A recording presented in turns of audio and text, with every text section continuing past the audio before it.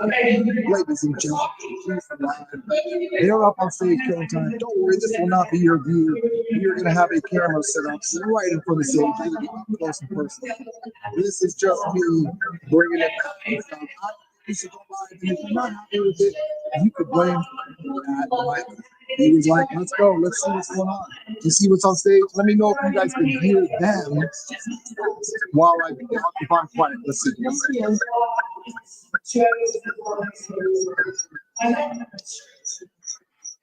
You say no audio, could you hear me?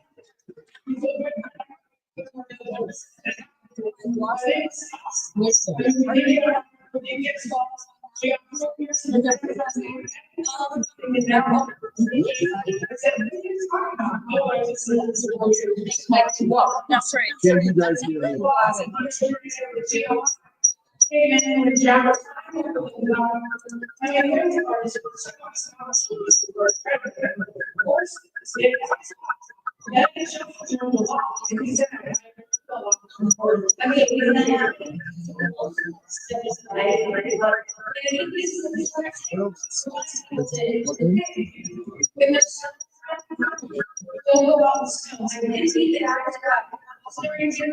I'm working on it.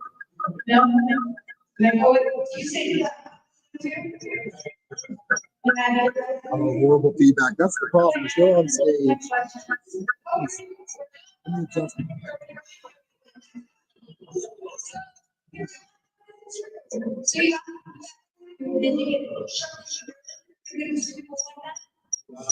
It's garbled.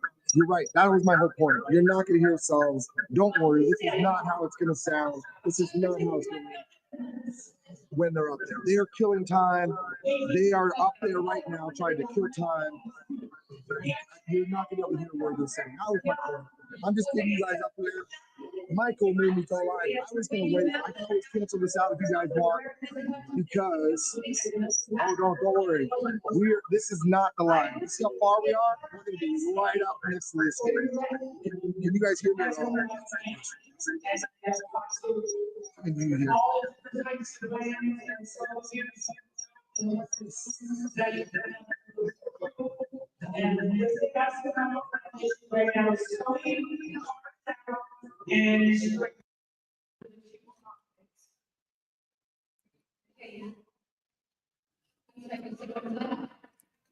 Thank you. I appreciate that. All right, can you guys hear me now? How about that? Is this a little better for me? Not yet. Okay. No response. Perfect. Okay, so this is not the view you're going to see. This is not the sound quality you're going to see. What happened is Justin was signing forever, right? Because that's who he is. He was signing way past 5, and he needed a break, obviously, right?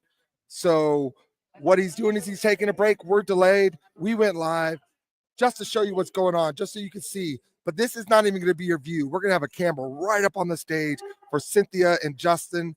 And what we're going to do is have them wear microphones, and we're hoping the sound's going to be good. We're going to do the best we can. It's going to be better than this. You can't hear this now. These speaker systems are really affecting us, right? So, yes. And so that's why. So we're just giving you a quick view and stuff. You're not really seeing much. I mean, my choice was to either go live now or postpone it. So Emma, K-Pro, so nice. They're actually up there on the stage, entertaining people, telling stories, trying to keep things going for people so that they can, enjoy the time while we're all waiting and while we're all trying to, see if it's going to go. So it's coming soon. You're going to have it. We're going to have a camera, which we're charging right now. So hopefully we put enough battery in it, and it's going to be right up on the stage. I don't know. I heard he might ask so many questions. He's going to go as long as he can. There's so many questions. It's ridiculous. So we're live now just for this. I'm giving you a view of the stage so you can see that's Emma, that's K-Pro. They're both on stage. This is not going to be your view. This is not going to be your sound quality. It's going to be different. We're pinning a mic to him, and we're hoping that works. Do I know what time Justin will start? I heard it was delayed maybe even till 7. But here's the problem. Justin's such a good guy. He's such a good guy. He might say, you know what, 6:30, I'm going to go. And now nobody was ready. So you know what? Yeah, 7 p.m. local Montana time, which is the Mountain Daylight Saving Time. But that may be sooner. That's why we're like, oh man, I don't know where to postpone it. Do I postpone it to 7 and then he shows up early? Nobody's here and you guys miss out? I didn't want that. So we're live now. It's probably a mistake, but it is what it is. So do we have time, an hour to go? It could be. It could be. So Cynthia's here. She's ready. She has her questions. So it could be an hour. So we could end it and I can create a whole new one. But I think a lot of people want to see it now. You can see him on stage. We can have fun. We actually have to do the setup for this. We actually have an iPad that Emma's been on all day. And you remember the microphone she's had all day. So we're going to hook one of those up to Cynthia, one up to Justin. So we're hoping that the sound from the iPad sounds really good, right? So, and although I promise you guys, you wouldn't have to listen to me talk. So this is, I apologize for apparently lying, but I don't know if you guys can see, this place is really starting to fill up. We got some people over here. We got some people way to the left and stuff like that. So we got quite a bit of people. That's right. You got to always multitask. You can test the close-up sound now. I can't. We're charging the device, basically. We've been using it all. Oh, hey. Go. What's it called? Sorry. We're charging, the device. And so I don't know how long Justin's going to talk, right? So if Justin talks for 3-4 hours, we're not going to have enough charge if I pull it off now and set it up. So what we're going to do, as soon as we hear Justin's coming, we're going to run, we're going to set it up, and we're going to pray. You can't even see me. I was finger crossing. But we're going to hope it all works out, and it's going to work all out. It's going to work out. We're going to figure it out. We'll get the sound right, or as best we can, and we'll go from there. So, but this will not be your view. If you're just joining now, this won't be your view. You're going to be up closer. We're just waiting on Justin. He didn't get done signing till much later. I'm watching the door, waiting to see him come in. And as soon as he does, we're going to run a camera up. We're going to set it up. We're going to get microphones pinned. It's going to be great. So are you going to record with that? What are we at? What percentage are we at on this phone? This thing we've been using all day. This wasn't the plan, but it's switch. Things happen. Things switch. Okay, you gotta turn it off here. No, thank you so much. You did not have to do that. We really appreciate it so much. This is going to be such a great show. It's going to be so much fun.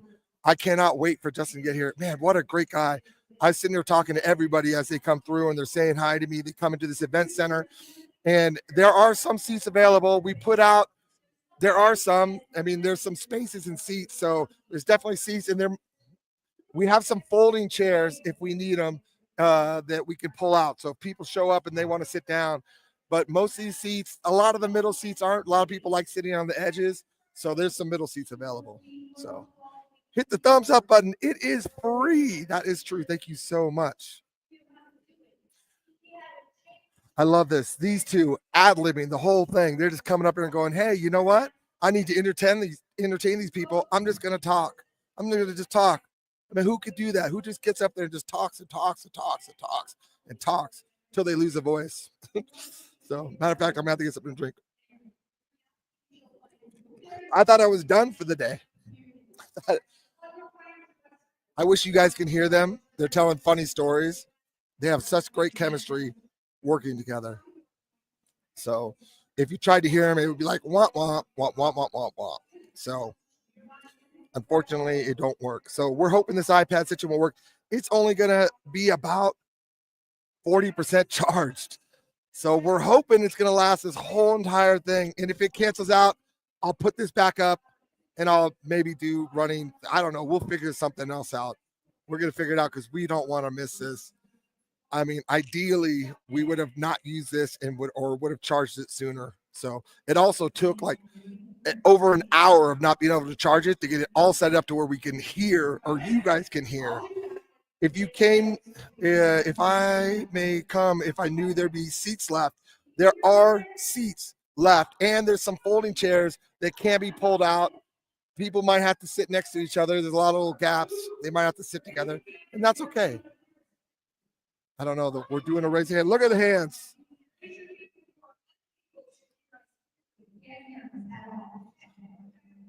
See, they're having hearing problems. This microphone is not great. These speaker systems are just causing so much garble. So.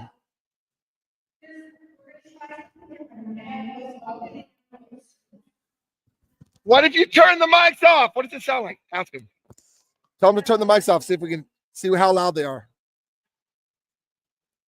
Scott, go. Go ask him. Say, try it with no mics. Here we go. Who's captain standing in the front? I apologize for that. That's Scott. He's actually was waiting right by that tablet so that if he sees Justin, he could grab it, run it up there, and hook it up.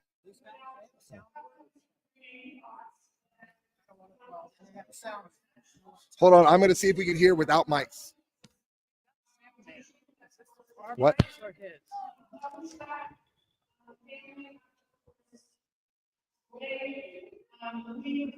You have a what? Yeah, these mics are just not coming out good. What'd she say? She's got to wait for her to finish her story. No, stop looking. You're killing the power every time you look. You just got to let it sit. It shows right there. Just let it sit. Don't touch it. And you got to scoop to the side. They call you Captain Stand in the way. All right, I moved him for you guys. We definitely can't hear what they're saying. I know it's bad, but he's going to work on the sound to see if it sounds better. I am not getting on stage because I'm at the control center. I have to control everything down here. So I'm going to have to set it up to put this. We have a tablet, what Emma's been using all day. We are going to set that up. We have little tiny microphones and the volume should be good. Tell a joke. Oh man, I would, but they're on stage and I don't have any. You tell a joke. What do you got? You type a joke and I'll read it. Set it up. If I set it up, we only have so much battery. So that right now it's, oh my gosh, that's worse. That's worse. Low. No, it's worse. Nope. This sounds horrible here. The soundboard. We need more soundboard. I wish. Turn them down low. Turn it down low. So it's only a little on. Yeah, something. Nope, no sound at all.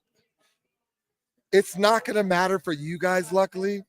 It's the people here that are going to lose out. They won't hear as well because I'm pretty sure we're going to hook these little microphones up and you're going to be okay.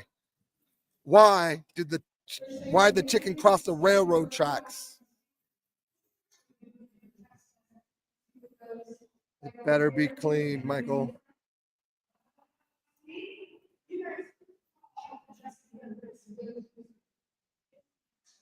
Is that better? I don't think her mic's that much better. He was playing Target. Oh, that's good. I like that. Turn the mains up. Joke.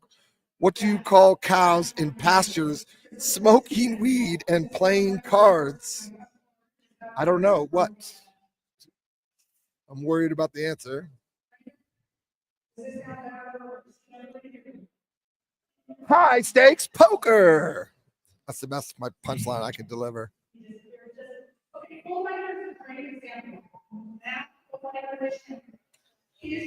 We have a candle up there. What are we doing with the candle? I have no clue what they're doing. They're exercising demons up there. Did you hear they arrested the devil? Yeah, they got him on possession. What? I have a new calling as a comedian. I can feel it. Why? I don't know why they have a candle on stage.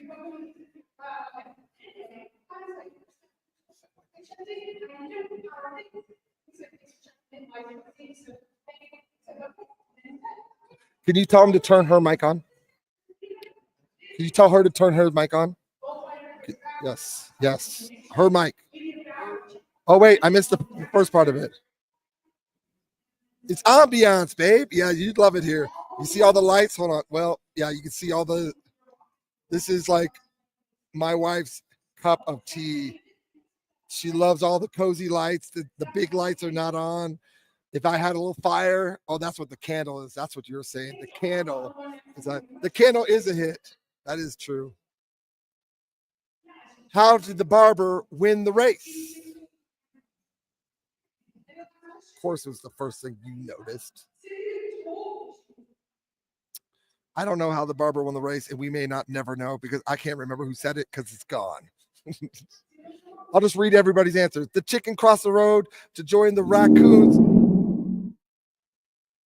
That was not good. I don't know if anybody heard that. Oh, Jesus. Can we do the mics on low? Wait, that's better. Just like really low mics. I don't know why this is so hard.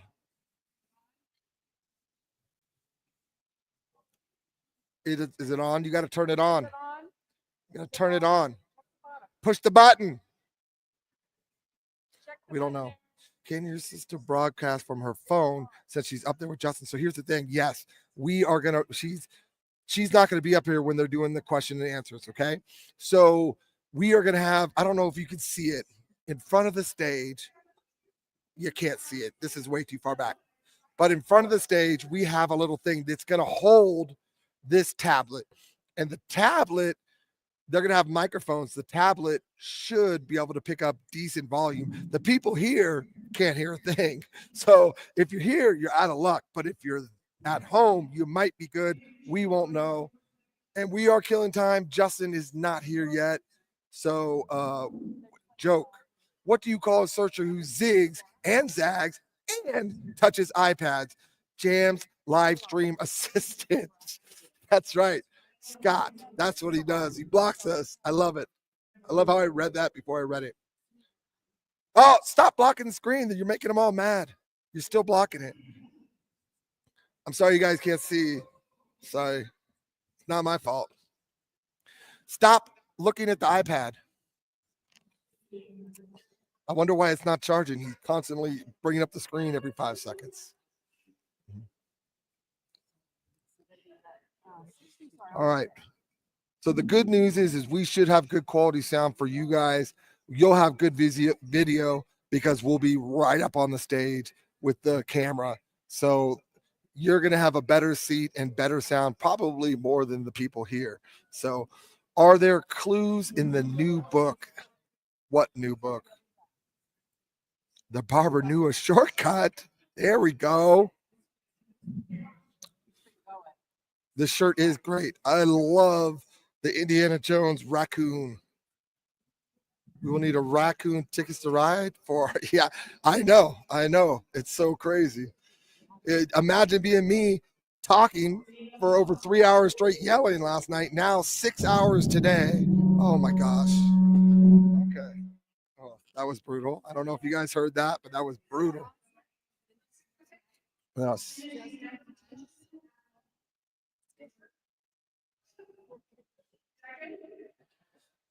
Wait, can you hear it now? Hold on.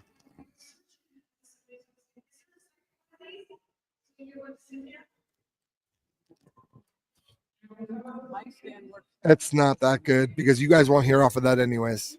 So it's the poor people here. The sound is just not good. Sometimes you can hear it, and sometimes the speakers just drown it out. I think they need to turn the volumes of the mic down, but I told them like 3 times, if you don't have them loud, there won't be as much feedback, you know? So when is Treasure Hunt with Us coming out with the shirt inspired by the book markers? Okay, so we made the book markers. We have shirts. Hold on, Mr. Stand in Your Way. Show us the shirt. You mean that shirt right there? Treasure Hunt with Us? With the book markers? We did that, sir. We got it done. No, don't flex your pecs. What am I going to do with you? Whoa. Hey, thank you so much. You did not have to do that. Thank you very much. We really appreciate you, Craig Carter. And just for the people joining now, if you're just joining, because we are up to a high amount of people, we are delayed. Justin signed to well past 5. He's such a good guy. He, even when people were down, they were taking their time. I'm killing time for the crowd out here. We got Emma and Capro on the stage. if you tried to hear the volume or the sound, they could barely hear him here. You would not be able to hear this. So I'm trying to keep you entertained. And when Justin comes, this is not your view. This is not your sound. Here's what's going to happen. We got an iPad that's charging. It's at like 39%. So hopefully it's going to last the whole entire, who knows? Justin stays after. He gives so much time. And we are selling the shirts here. We have only like a couple left. There's not very many left. A couple extra large maybe.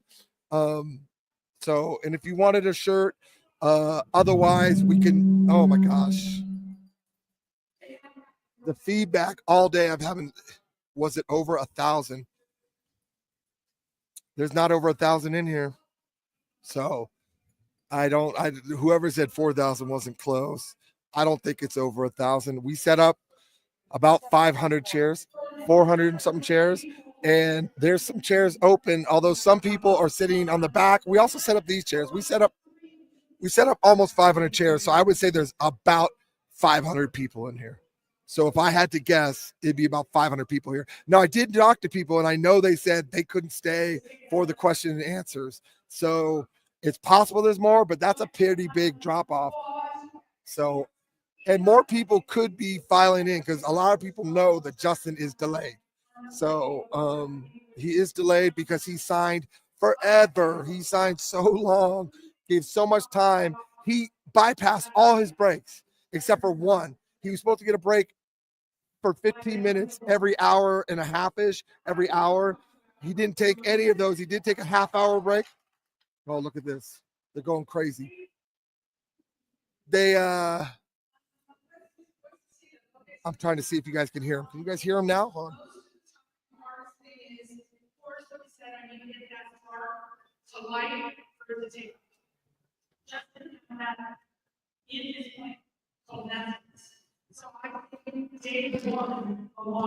Barely. Well, don't worry about it. Again, you guys aren't going to have to worry about that at home. You guys are good at home. Oh, I didn't see this. Sorry. Thank you so much, Marie Jose. I hope I'm pronouncing that right. Thank you so much. You did not have to do that. We really appreciate it. So we're going to have an iPad right up on the stage. We're charging it right now. We're going to hook up the little mics like Emma was wearing all day today if you were on earlier today. And you're going to hear hopefully better than these people can hear. And we're going to find out. Hopefully it doesn't take too much work to get it working. I wish this thing was at 100% or a higher percent than it is now so that we can have it set up and you guys can have the nice up close view and the mics. But it's not. I heard, yes, Justin is going to read the poem. But again, things change. We're so far behind. He's given so much time. His family's like, Justin, whoa, bro, you got to give a break, man. You're working so hard. You're going so hard, greeting people. And he's just like, no, people came all this way for me. I want to make sure they all have enough time. He's just such a good guy. I mean, he was born for this type of thing, if there was such a thing about this. So, yeah, what's it called? I probably should have postponed this, but here's the problem.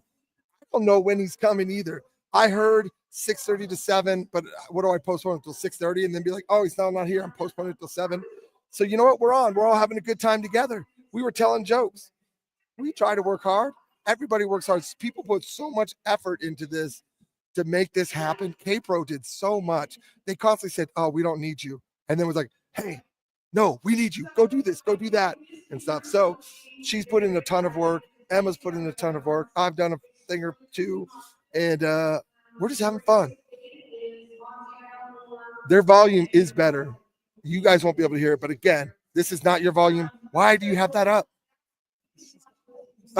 Can you do the, what's it called? The, oh my God. Oh my God, she had everything open. I wonder why. Can you lower the screen brightness?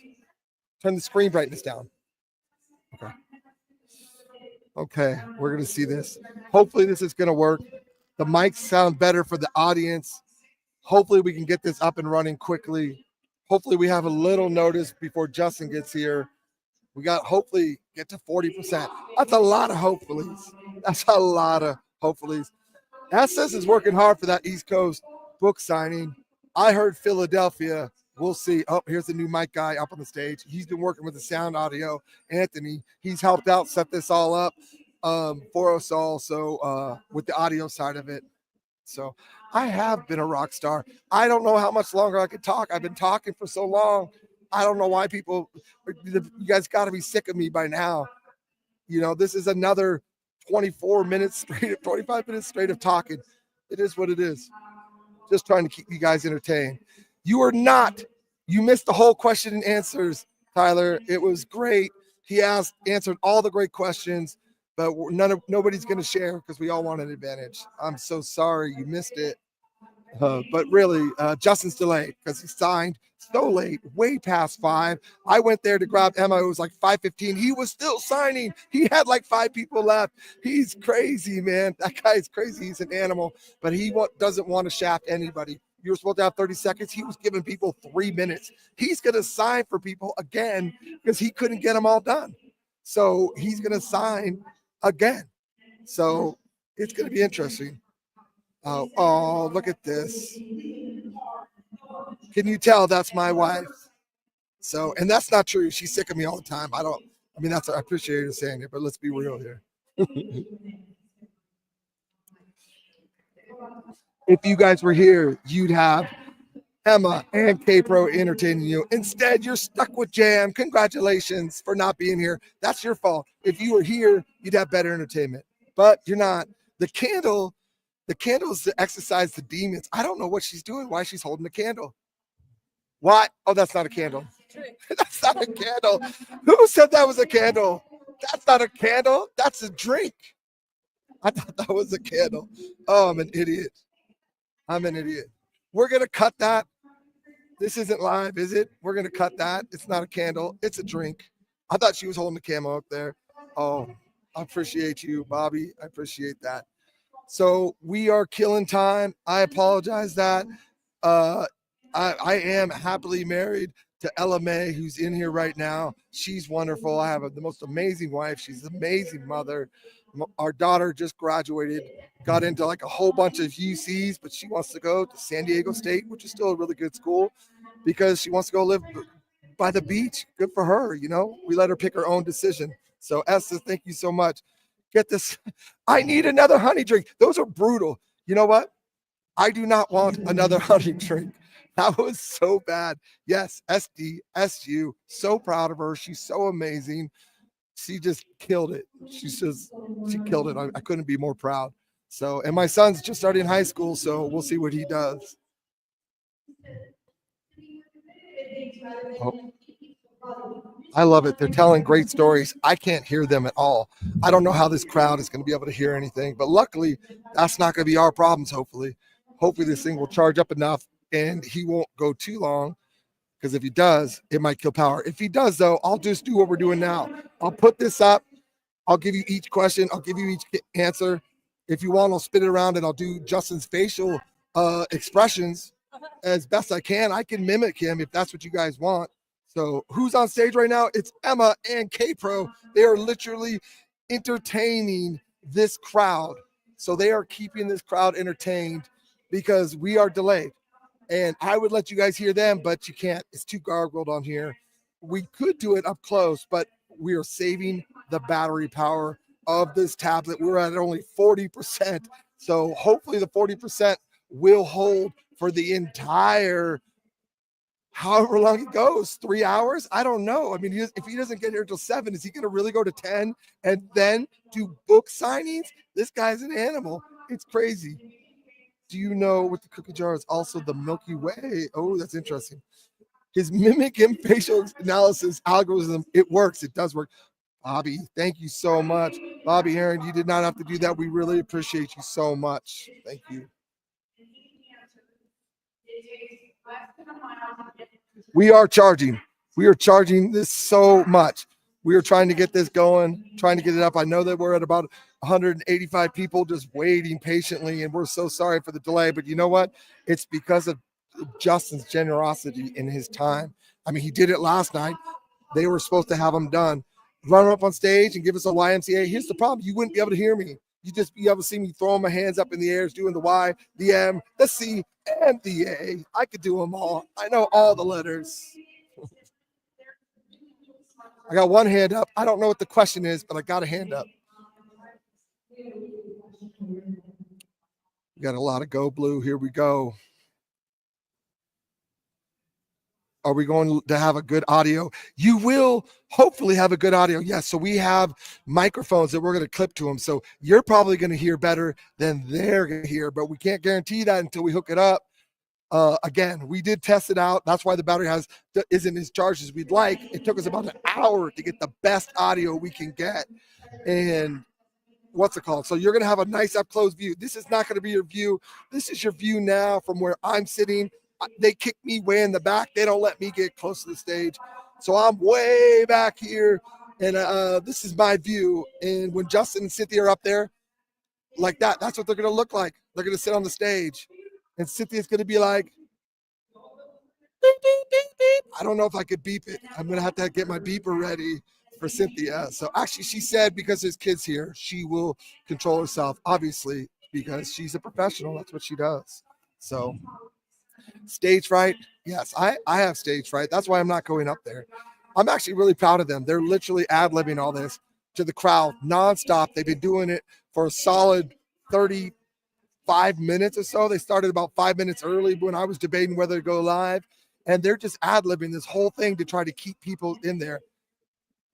She is going to stay PG, I heard, because there's kids here. She respects kids. She respects that. Afterwards, when we go to the bar, no guarantees. If anybody's going to be at Cynthia's tonight, which you're probably not if you're watching this. Although if I was here, I'd probably watch this. The sound quality is probably going to be better.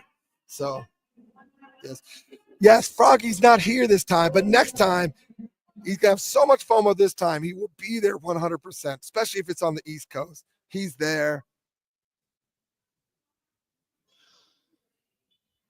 Yes, you're pretty sure you're going to hear him. So that's what I'll try to say again. Oh, we got Max here. He's in the back corner. I don't see him. I'm looking. I don't see him back here.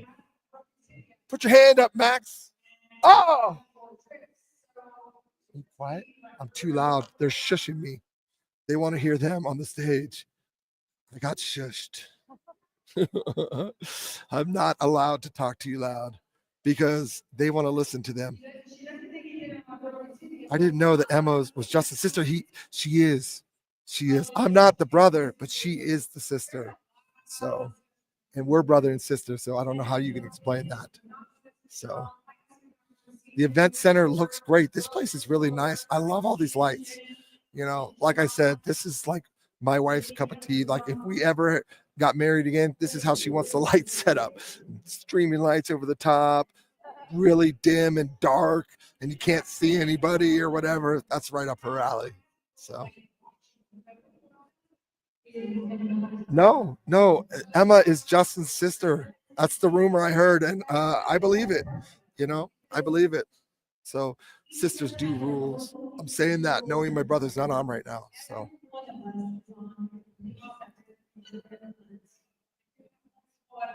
this is gonna be interesting. We could renew the vows. If we did that, we'd probably do it in Hawaii because we love the beach. So, and we love Hawaii. Oh, they got Mike on the phone right now. We were actually trying to work with Mike to stream. I was trying to get it, see if we can stream also live with him. We couldn't make it happen because we wanted you guys to be able to have the option. You can go to Calazar's, watch it live. But guess what? We're going to let them download this video. They may chop all this part off. I don't know. Mike will do it, whatever he wants to do. But basically, he's going to take this video and it's going to be up on Calazar's too. So you guys can have that. And they're going to analyze the crap out of this. What is she saying? I have no clue. Can anybody hear what she's saying? What are they saying? No, we're not paying attention back here. Nobody's paying attention back here. Oh, go to Maui. We had our honeymoon in Maui. We're going to Oahu in July. So I love it. Oh, she's from there. You got married there. It is beautiful. I love Maui. I've been to Maui about 4 times. It's one of my favorite islands. So what kind of stuff is there in West Virginia? Blue Ridge Mountains, the Shenandoah River. Life's old there. It's older than the sea. It's younger than the mountain or trees blowing like the breeze. They got lots of country roads.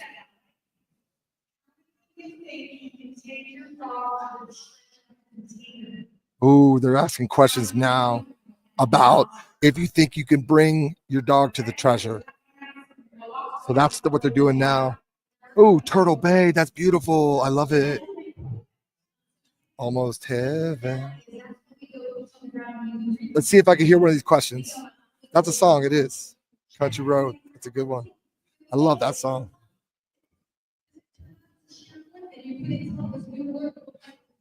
Emma and Capro always look pretty. They're rocking it. They're killing it. So proud of them to be up there right now, entertaining the masses, to help Justin out. And I can't wait for them to get up here. I'm trying to see if I can hear the question. Justin said,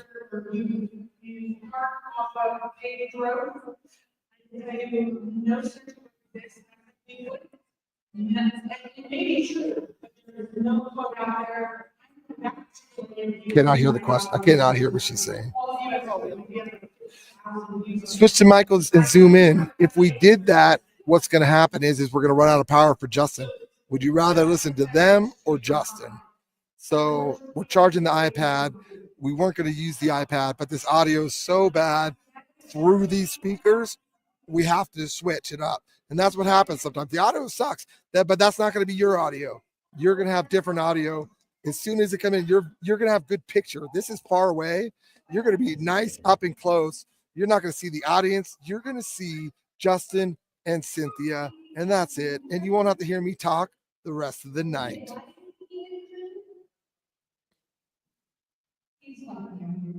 He's talking to you.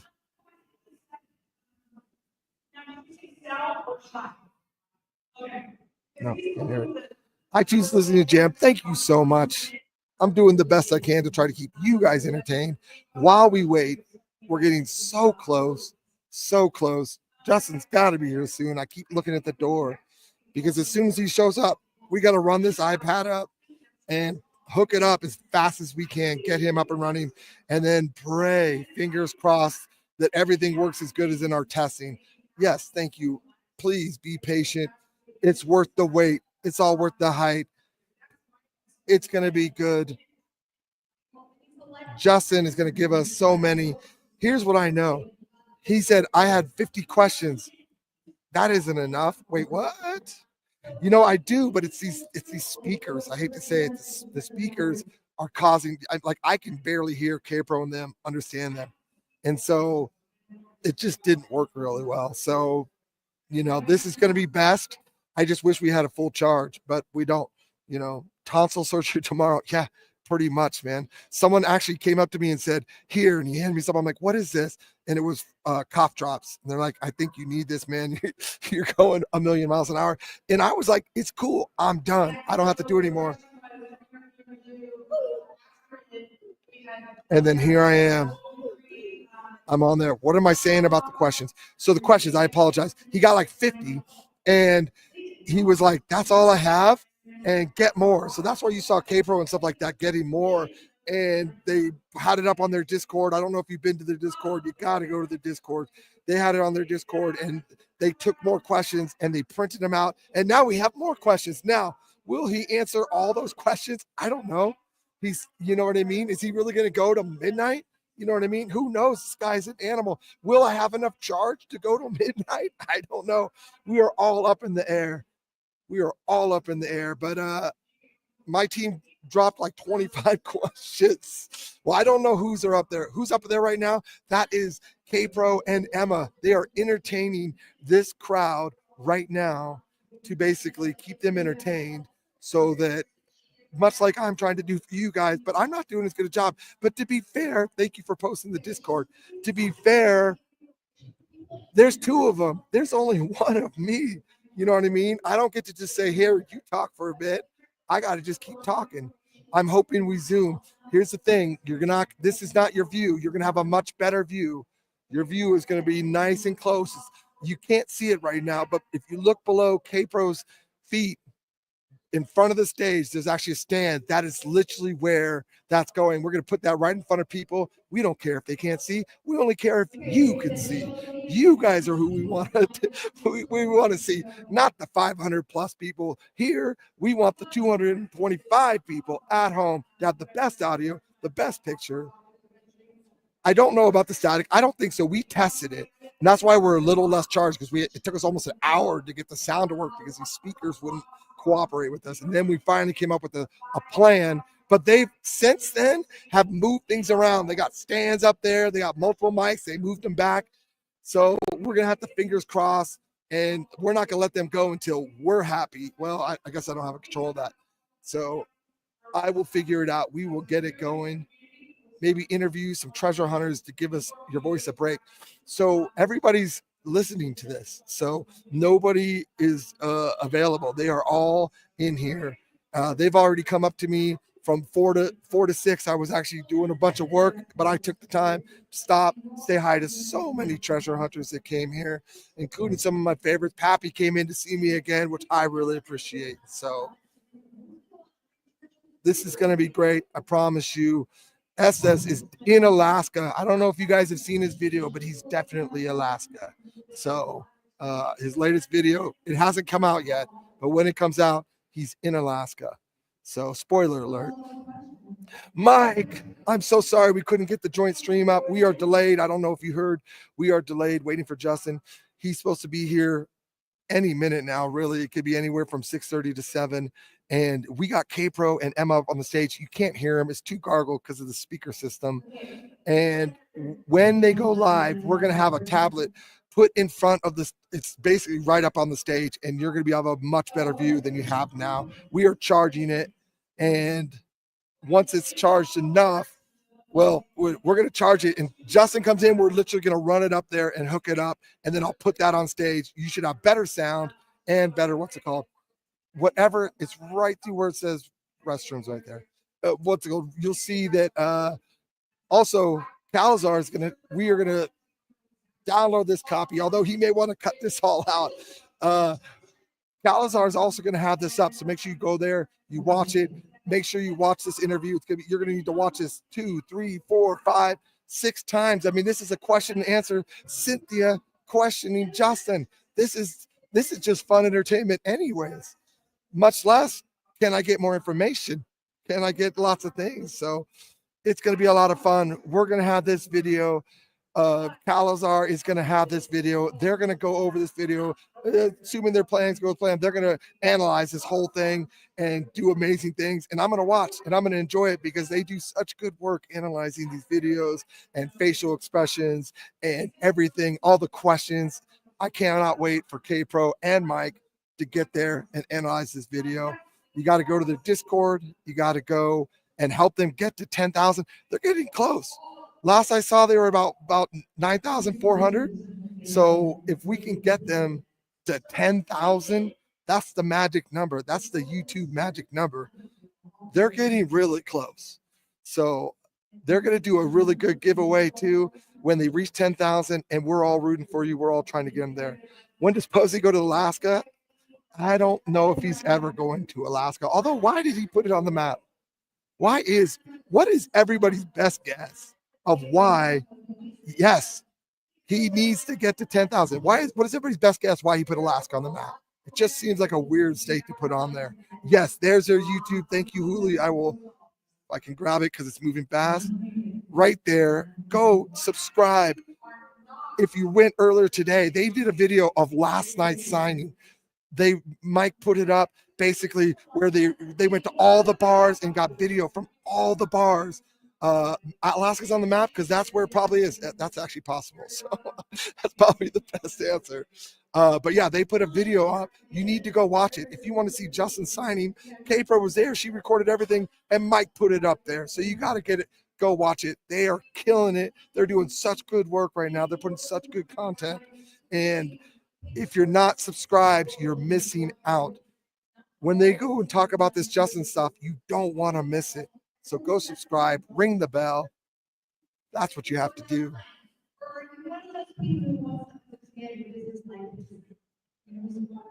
Are you one of those people who's something? I feel bad for the people here. You cannot hear very well. Yeah, you cannot hear very well. turnout is crazy. There's about 500 people here. So that's a lot less than I was thinking. I know I did talk to a lot of people and they said they couldn't stay for the question and answer. And they just wanted their book signed. They just wanted to meet Justin. They just wanted to shake his hand and all that. Justin gave everybody like 3 minutes. That's why he's so delayed. He didn't even sign all the books. After he's done with all this, he's going to go get, where's Scott? I'm sorry. He's going to go and sign more books after this. Where's Scott? Well, when Justin shows up, I need him to grab this tablet and run it up there. So he needs to stay close by. Sorry about that, guys. I'm trying to make sure you guys are taken care of. And the guy who's supposed to set up our tablet is gone. And Justin could be here any minute. So we are waiting to see.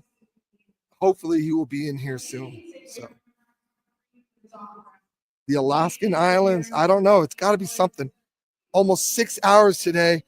Whew, we were almost 6 hours earlier today. This is now 45 minutes. You guys have to be getting sick of my voice. Technically, it's not my voice. I'm basically losing it. Yeah, he needs to stay close. Yeah, he's got to stay close because if Justin shows up, you have to be close because as soon as we see Justin, you need to go up there, get in there. I didn't know. I'm just checking. I need you, sir. I need you. There we go. They're asking a question right now.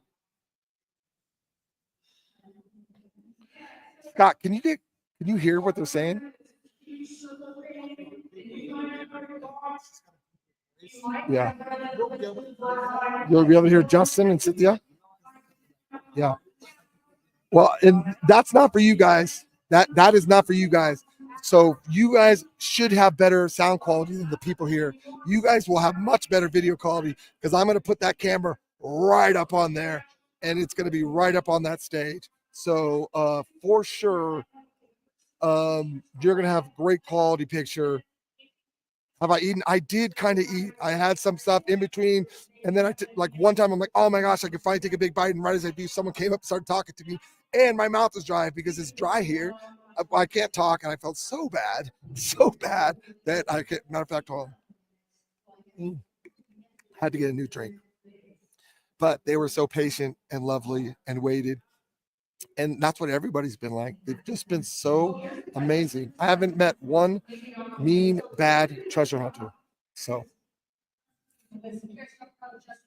and that's what this event's all about. I don't know why Scott keeps leaving.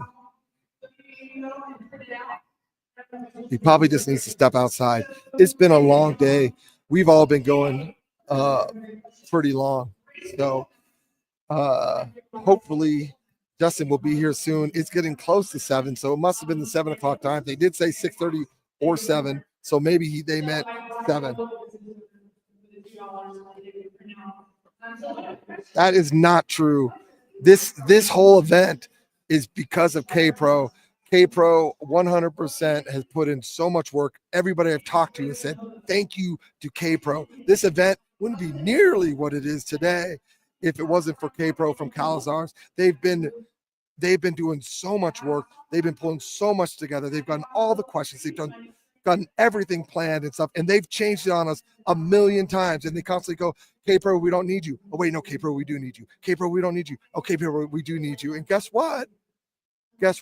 They have needed her, and she's come through. Even the city of Dillon said, thank goodness for K-Pro. So thank goodness for K-Pro. Thank goodness for Calazars. They've helped make this thing work. So, and we appreciate it. Emma's done a lot of work too. They're trying to, episode 1. No, you can't hear them just because Justin's in Alaska. Hopefully the video is going to be good from Alaska. Oh my God. Okay, go get Scott, please, because that's the cameraman. Okay, so Justin's cameraman just came in, and so we need to get set up. We need Scott in here. Of course, he takes off again after I say don't leave. If we miss any of this, you could blame Scott. The cameraman's here. We are going to be live any second. I don't know how long the cameraman gets in. We need Scott to get off his butt. Let's go. Come on. Come on. Let's go. What is he doing? What? What if he comes in this door? That's his cameraman. What if he comes in that door? Well, why don't you ask the cameraman how long he is? Why don't you ask the cameraman how long he is? So don't do it yet. Go ask the cameraman and see. It says chaos, but we want this to be good for you guys. Yes. Okay, I don't know if you guys saw that. They just set up a camera. I've seen a couple cameramans here. One guy was in here earlier. I mean, you didn't hear this from me, but oh, here we go. Do we know about how long they're going to be? A little late again still? Okay. So don't set it up yet. You're right. They haven't done what? Oh my gosh. Where are they at? Dude, tell them to rush that. Okay, so a new update. We are definitely delayed even more. They went to go get food, and apparently they picked the wrong restaurant because it took a while to get their food. So, you know what this means, though? It just means we get to charge this tablet a little bit more. And this is the best part of you guys having to wait longer. You get to listen to me talk for another, I don't know, 10, 15 minutes. I don't know. We're going to find out. And I'm going to talk as long as I can talk. As long as I can talk, as long as I'm standing, we'll make it happen. So this is not on us. This is not on anybody else. This is not even on Justin.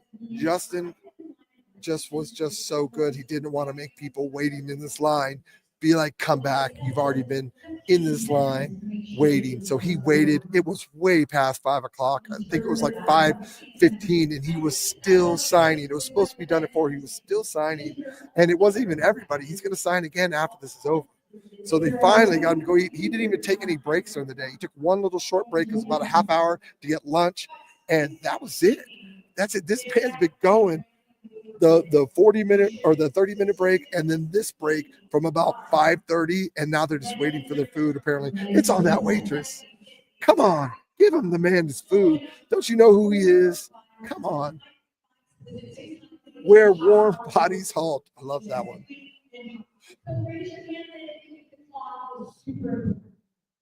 Okay, this is the question was, raise your hand if you think the clock is super important. Now they're talking about the times, 4:06 and something else.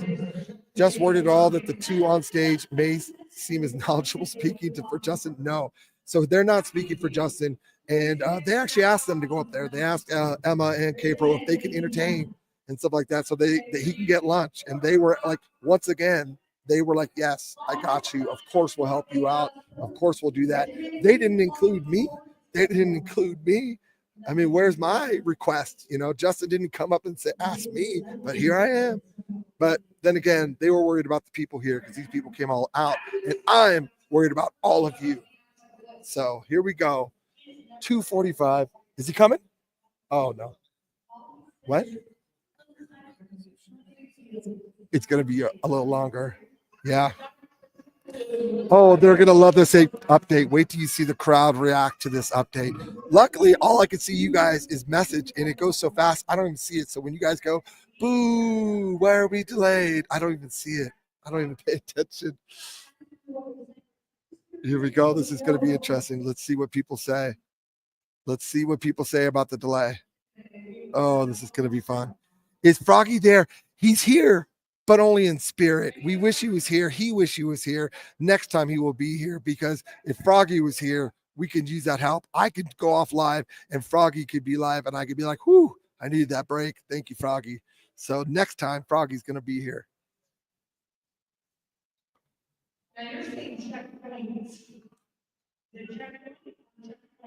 This man stood up. I don't know if you can see him. Is he over there? No, it's this way. So the question was, he is set to think about the final treasure location, which is 24/7, 365, $300. Does that also apply to the checkpoint or checkpoint? So some more checkpoints, some more things about, is it 24/7? Is the question here is, and this is not for Justin, but his question was, is the checkpoint also open 24/7 right now? Like the treasure was, but is the checkpoint open? It's a really good question. I don't know if he'll get it. Justin does need a break. That guy is so, and he is worth the wait. That guy is so amazing. He's done so many amazing things for this community. He's built it. Let me just tell you this. A lot of these people are here because of March 27th. They are brand new treasure hunters. They never even heard of treasure hunters. A lot of these people don't know who JCB is, and there's treasure inside. They do know Forrest Fenn because that's what the documentary is about, and a lot of them done research on it. But the reason why a lot of these people here is for gold and greed. So it's amazing, actually. I was kind of shocked. So yes, Estes Quest. Let's see if I can find it and post it for you, buddy. Let's see. It's a really good content. You got to go see it. I'm trying to pull it up. I'm trying to beat Huli because she always beats me on these. Boom. Copy. Come over here. I beat her. Oh my gosh. You always beat me. Estes Quest. I almost had it this time. So you're saying people watched this documentary and were inspired to do this? No. So the people here, yes, they watched the documentaries and they literally were like me and my sister in January when we saw JCB's hunt. Is like there's treasure hunts for over $1 million in the U.S. That's a thing. I never heard of Forrest Fenn. A Stoof, I don't think is here. I have not heard one rumor that he's here. I have not seen there. Somebody get me a drink. Thanks, Doug. I have not seen Stoof. I don't think he's going to be here. If he is here, nobody's talking about it. So my answer would be I don't think so. So, well, let's see. What is the head count?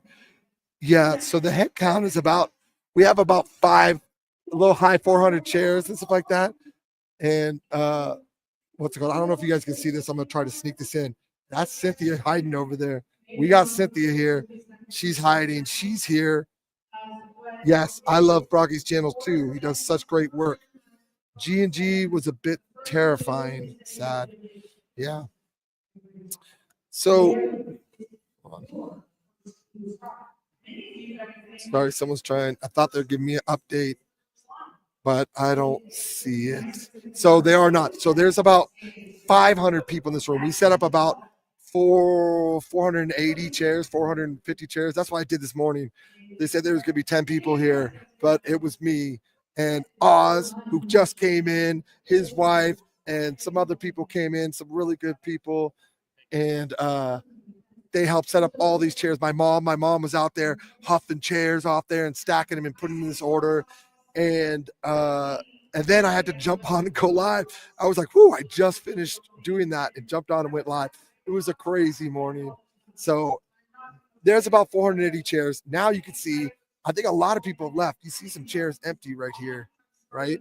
And some people left because of this delay. Or maybe they said, well, I'll come back. Maybe they're outside taking a break.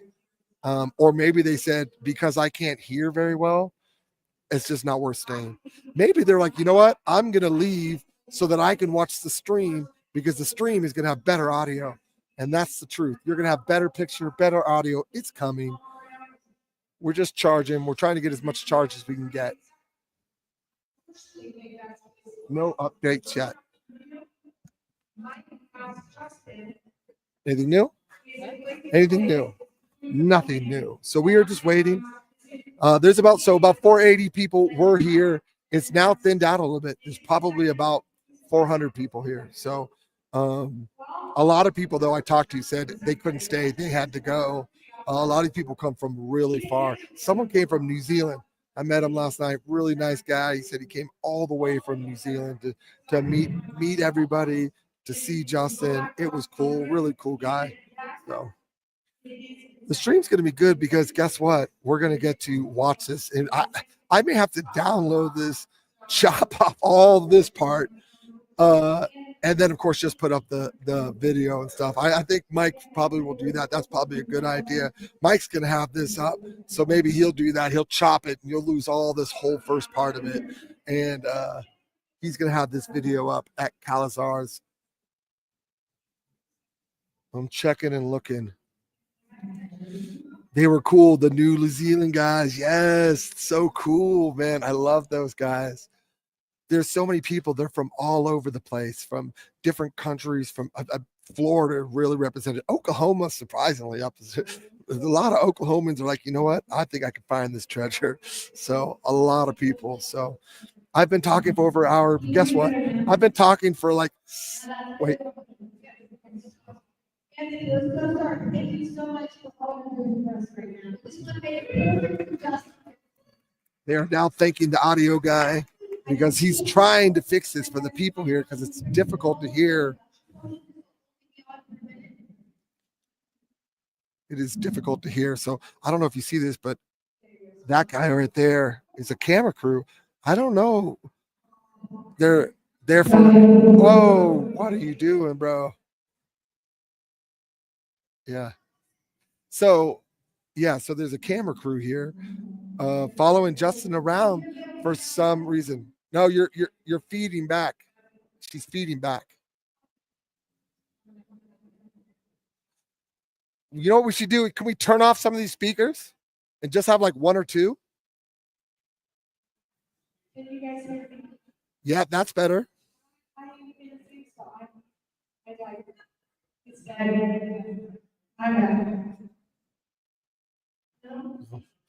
I'm sorry. I'm trying to let them adjust the mics. They're trying to adjust these mics again because people are trouble. You know why we're doing that?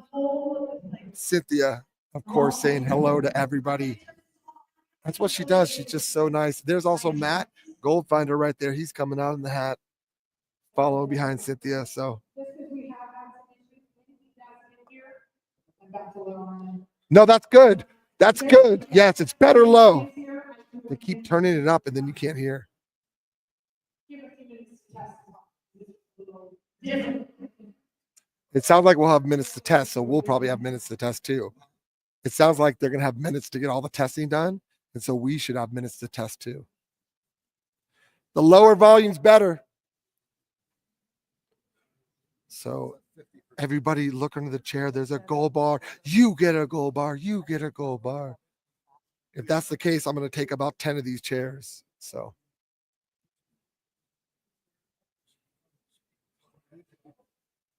Yeah, these people are all chatting around, talking to each other. There's kids here. They're all just enjoying each other, but they are all like, come on, let's get the show on the road. If we could turn Emma's mic down.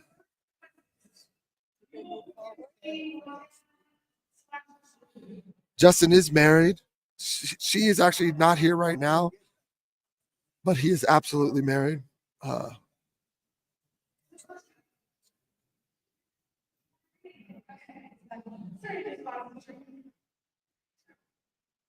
Just trying to listen in. That's why I got quiet. Cynthia got big hints from Forrest. Oh, the man is here. Scott, run. Folks, he's here. I don't know if you could see him, but he showed up. No, he is not. I'm not going to answer that. Give me a gold bar. I will, Amy. I got you. Here we go. We're going to get this set up. We are working on this right now. As soon as that camera's up, I am going to switch me off the top. Well, I'll probably leave me up there just temporarily so I can keep talking and they can hear me. So you might see us up, you might see them up, but we are going to go live very shortly. Scott is coming in. He's going to give the microphones to Justin, who's on the stage. From them? Okay, perfect. Thank you so much. Okay. Yeah, we're good. It's probably just a case. Yeah. You're going to move them back now. You watch. You won't get as much feedback. Yeah. Close to the speaker. I know. We're hoping it works out okay. We're going to see what happens. Justin's up there. You can see him on the stage. He's towering over Emma. So tall. How are you doing? Yes, we are live right now. We are. He's such a trooper. I cannot believe he stayed out there. I'm now with his cousin right now. She's right behind us. They are ready. Look at that. They are. Can I get you guys anything to drink? Oh no, we're so good. We're so good. Yeah, we are. We are getting this up. It's close, guys. Scott is getting up. He's going to get to a point and then say, I don't know what to do. I don't know how to do it. So we're going to see what Scott does. Come on, buddy. She doesn't.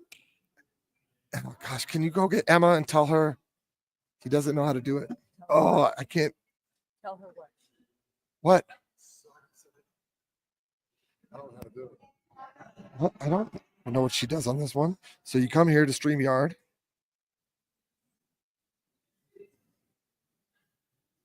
Okay. So you start the camera, you start that.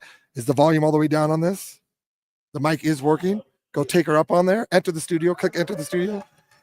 Enter the studio. It says device. Okay. Here we go. I'm going to remove it for now until we get it there, but we're close.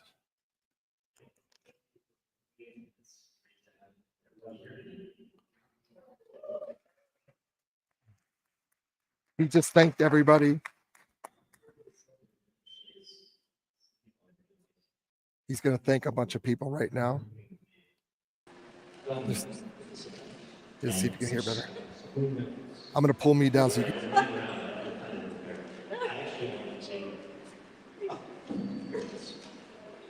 First off, I did want to thank Cipher and Calidores for everything.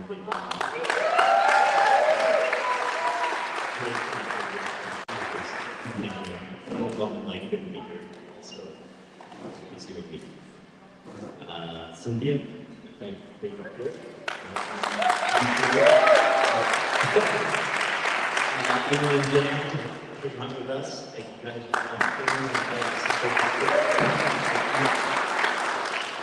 Rebecca, the Chamber of Commerce. Thank you for shutting down the street and making things happen. I'd also like to thank Daniel and the film crew for everything they've been doing throughout the week.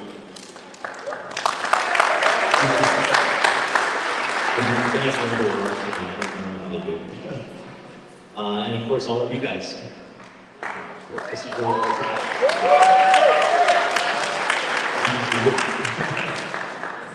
the last but not least, I really did want to thank Debbie at the bookstore. I think she'll be looking at me.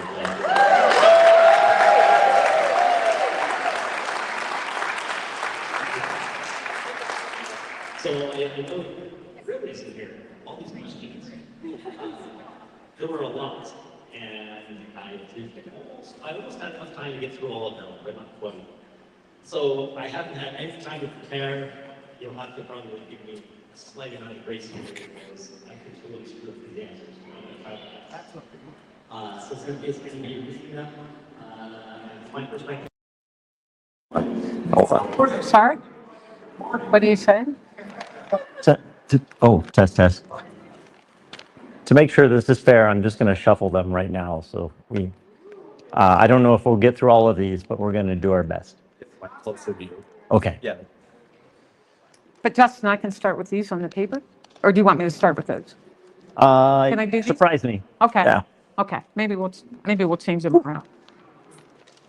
Can I talk while you're doing that? Whatever you like.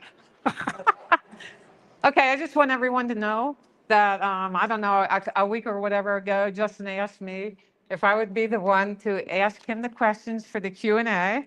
And I said, are you crazy? Because you have no idea what I'm going to say. And you assured me that you were serious and this would be okay, right? Try and get a little closer to the mic. Get closer. I'm going to fall off my stool. Can we move it? Okay, let me get closer. Okay, let me get closer. Is that better? I got you. Is that better? What? You can't hear me? Get closer to the mic. All right there for you. Okay, let's do this. Okay. I need technical help. I will bring it to you. Okay. It's close. Okay, is this better? Can people hear I me? think you have to bring your face up out there. Can people hear me now? Is this the microphone that doesn't work? Can you hear me now? Listen, I just think you should scream the whole time. No, no. Is it turned on? Anthony, can we have a little more? Is it turned on? It's on. It's just Are you not sure? How do you know it's turned on? Did you look? loud. I mean, you asked the best questions, Cynthia. Is it turned on? It is on. Okay. It doesn't sound on. You want Stay tuned. green one go? They took it. Can I Okay. share one? You want to share one? No. Just think, no, I think it should be good. How would we share one? Head back and forth for fun. Not really. He's coming right now. Test. Okay, and yours is off completely? That's fine. Okay, here we go. Emma, can they share the mic? I'm okay with that. She would prefer to not share them. Yeah, I don't really want to have to. I wasn't going to hold the mic because I got to hold the questions and everything. Try this one. It's all. We're just keeping it fun. It's all okay. And take all take. We're Want to keeping go this one? keeping it. Right. Okay. Not So, right. Right. It was just working. did it run out of batteries? No, they're blue. I gotta You get. want to switch to this one? She can hold it like this. Yeah, he can. I don't want to hold it because I got my Oh, card. got cards. Okay, no worries. Okay. I So- wouldn't so- want to hurt you. So they couldn't hear. So they couldn't No hear phone. anything I was saying earlier, right? And then when you moved, it went away. Yep. That's when it changed.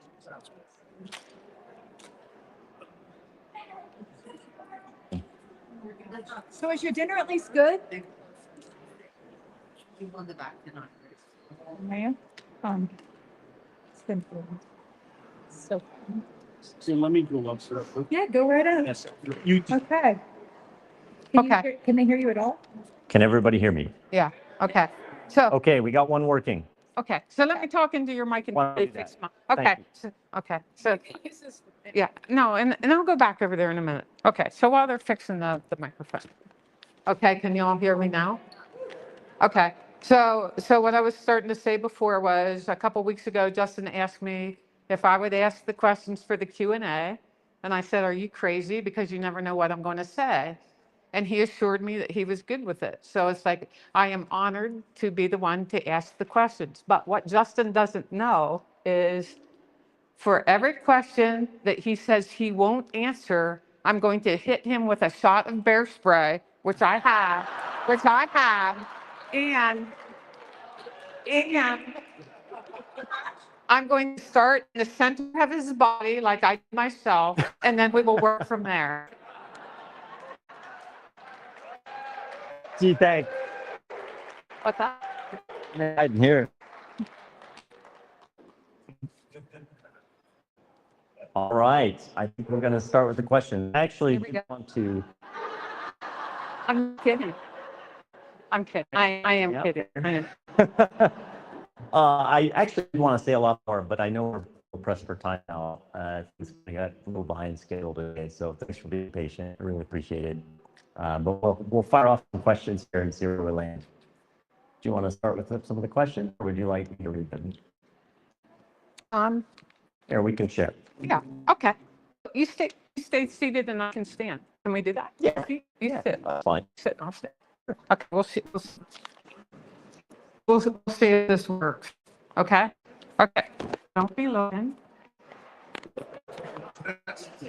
Okay. Forrest Fenn's first clue was WWH. Can you tell us what is your first clue in your poem? Yes. Okay. I won't go for the bear. But I want to make sure I get it right, so I want to look at my own poem to make sure. Can I take a look at it? Is there somebody has a book handy by chance? Hey.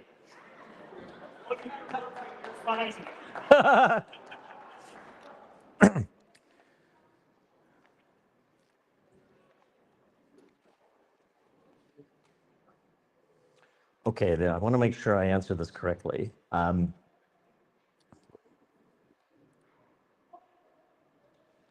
I think the most actionable first clue in the poem that gives you sufficient context would be as hope surges clear and bright. Okay, there you go. Okay, good one. Good one. Good one.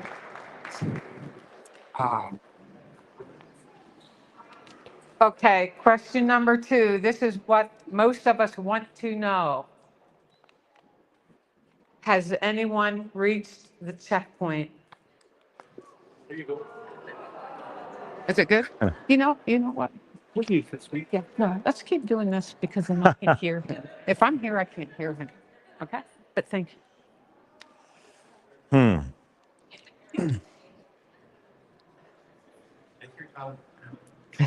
To my uncertain knowledge, no. Whoa. I'll also say that as far as I know, surprisingly, actually, I have not heard anyone mention the correct answer to the cipher yet. And I think I mentioned there is one other arguably technical thing that is involved in solving this. It's not like a core part of the poem, but it's something that I think people would find interesting. And only one person in the world has solved it so far. And they've been very quiet about it. I don't think I've seen it. Actually, no, I did see it one time on one social media venue, which was actually kind of funny because everyone blew right past him and didn't give him the time of day. And no one noticed that he had figured it out. So Whoa. that was pretty. Whoa. Good answer. Nice. Whoa. Okay, next. Are you at last halfway through the poem clues when you reach the checkpoint? Let me read that. Okay. This one, number 9. Are you at least halfway through? The poem clues. Yes, I think so. Oh, Yep, that's good fair to say. answer. Good answer. The question was, are you at least halfway through the poem clues when you reach the checkpoint? Squares problem. Do not read Don't it. read these. But he told me to read the squares. Do you read the squares or don't read the squares? No stars. Yes. Oh, I thought I was supposed to read the square. The squares, yeah. Can't you? Or it can. Squares, yes. Stars, no. Squares, yes. That's what we're doing. Okay, perfect. Okay. Yeah, okay. Okay, now we know the rules. It's a good thing, so you don't get bear sprayed. Okay. Are there any clues or hints in the songs in your treasure hunt? Oof. Are there any clues or hints in the songs in your treasure hunt?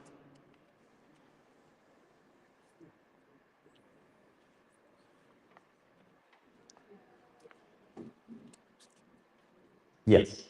Whoa, whoa, good answer. Good. Okay, next. Is there a hint in the statement you traveled over 9,000 miles in 2 trips?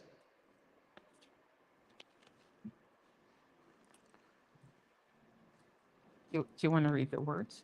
Yeah, let me Number read that. 14, number 14. Is there a hint in the statement you traveled over 9,000 miles in 2 trips? The purpose of the 9-mile or over 9,000 mile statement was to convey that I traveled a great distance throughout the Rockies and the American West as part of hiding treasure. And there's no, it's really not meant to read in anything more than that. It's basically meant to say that I traveled a great distance and somewhere along my route, I hid the treasure. It could have been at the the beginning of the route, in the middle, in the end, somewhere along the path. Okay, good one. Okay, this is especially important for someone for me, of my stature. For anyone who would struggle with carrying 60 pounds in one trip, can you give us any advice on how to retrieve the treasure container and its contents successfully? So in other words, if I can't carry the treasure and the container in one trip, Yeah. what's your advice? So if you've figured out exactly where the treasure is at, you will have sufficient time to plan how you wish to retrieve it.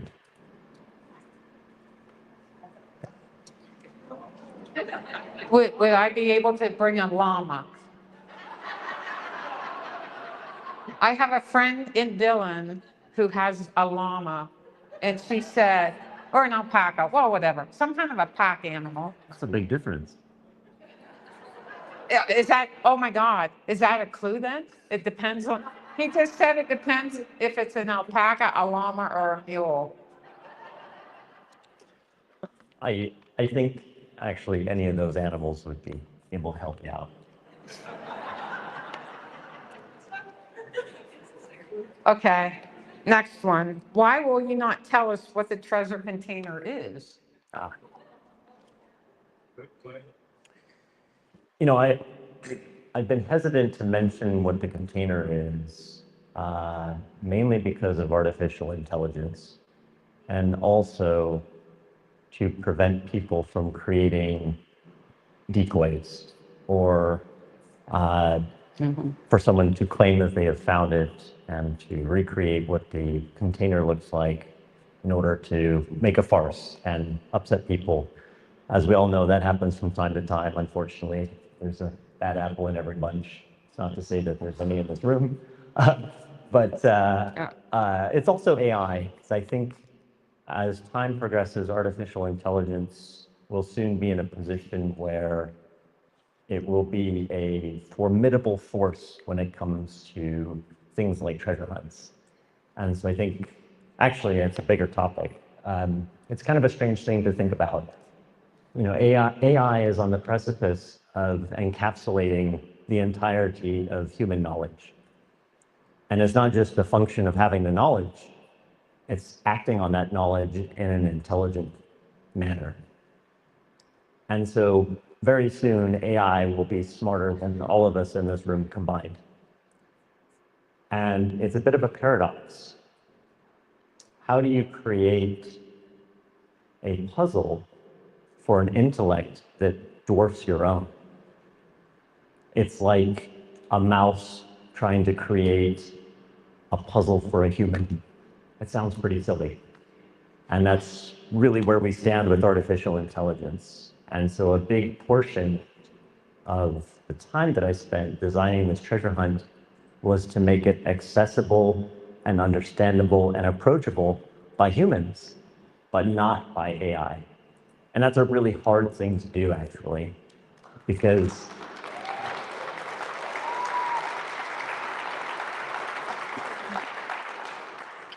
soon we'll be in a position where I think that those two will start to blend together in a way that is kind of scary.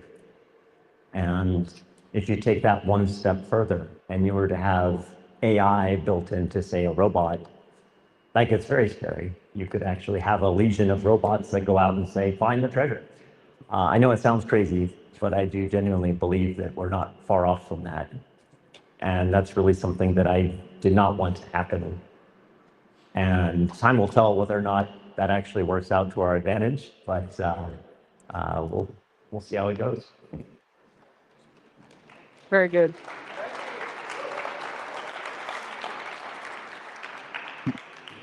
This is a good one. Do you think that once someone is successful in reaching the checkpoint, that they will be the ultimate finder?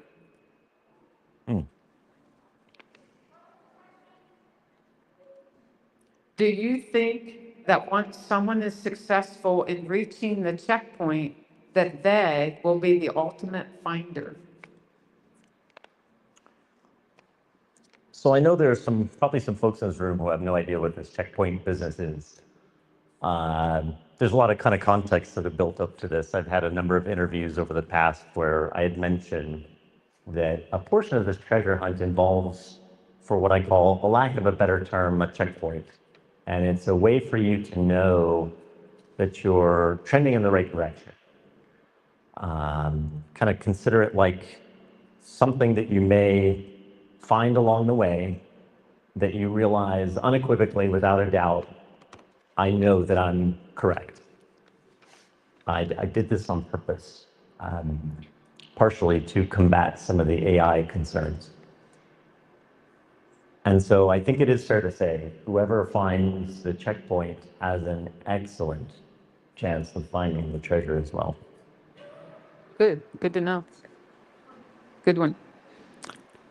Okay. Were there any clues or lines in your poem that changed significantly from the first draft to the final version? So I mentioned this before, but for those that are not aware, I wrote the bulk of that poem in a number of hours. It was like, I don't know, probably 6 hours or less. And I think from the time that I originally, so two things. First off, I purposely didn't finish the entire poem until the day the book went to print. And, oh, hello? Oh, I did that on purpose because I wanted to make sure no one had access to the poem beforehand. It was really important to me that no one had a big leg up over anybody else. So if you imagine there's editors involved, there's the printing company, illustrators, all sorts of people. And it is true that they had access to subsets of the book ahead of time, but no one had access to the poem until the very end because I never finished it until the last hour. And despite that last bit that I filled in at the end, to my recollection, nothing significantly changed from the very first draft that I wrote. So it was, I think I only tweaked maybe 2 words tops. So it was pretty static. Very good. Thank you. Okay. Are you planning on rolling out a search state? Like Montana?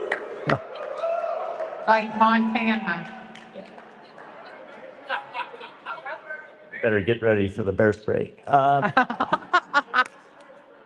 You know, I think, oh boy. I'm ready.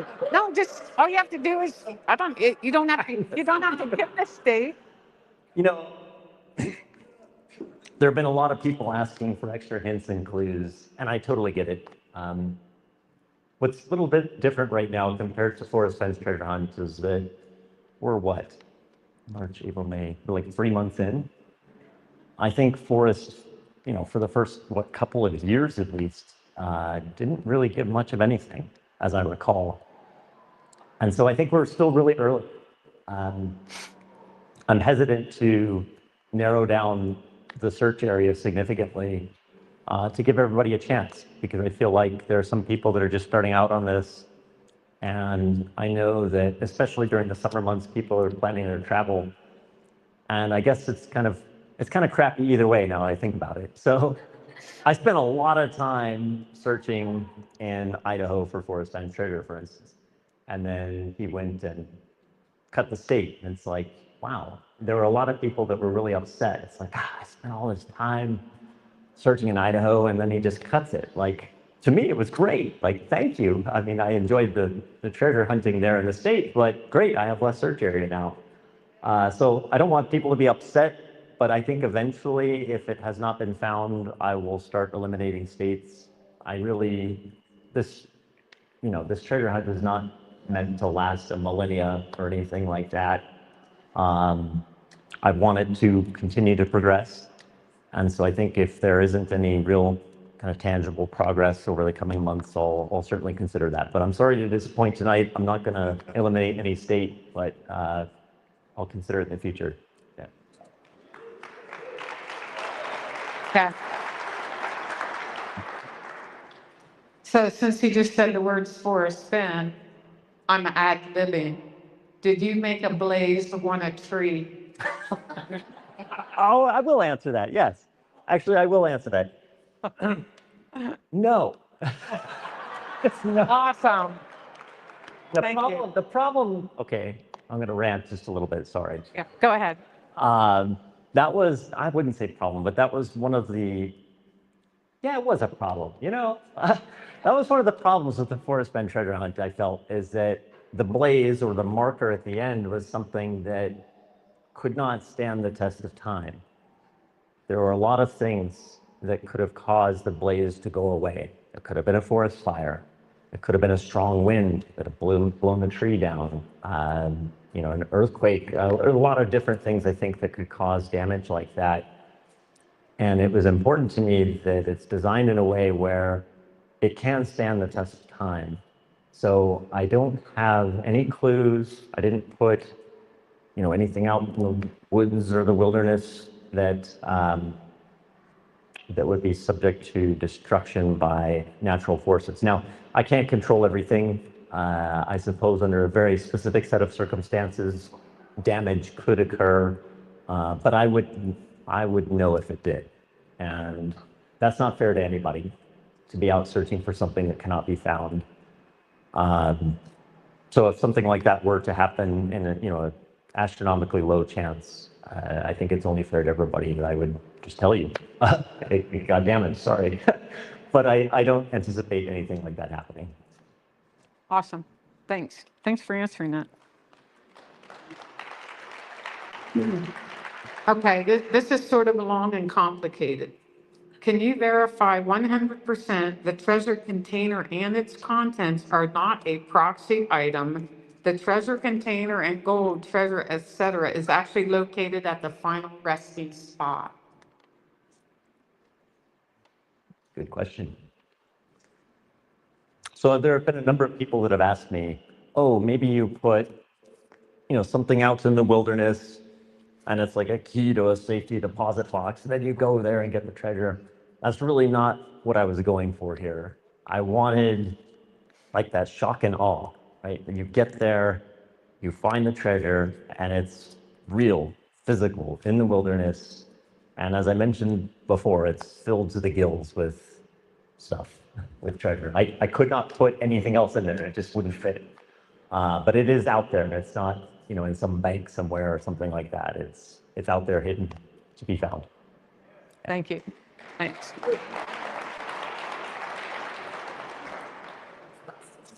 Okay, now we're to the questions that I haven't pre-read, so hopefully I can read the writing.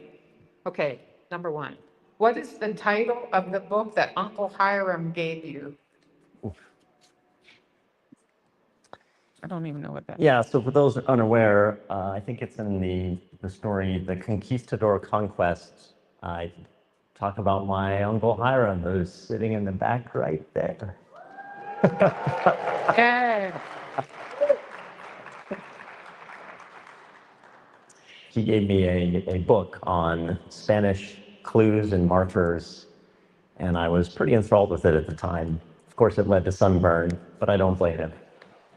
I can visualize the book, but I don't recall the title. And if someone can track it down, I love it. It has a thick black border, and then inside it has a white inset area that has a bunch of Spanish symbols inside of it. And it has a pretty overt title, something like Treasure Symbols of the Southwest or something like that. Sorry? Treasure inside. I don't recall the name, but if someone happens upon the book, I'd be happy to announce it on, my website or something. It's not a big secret or anything like that.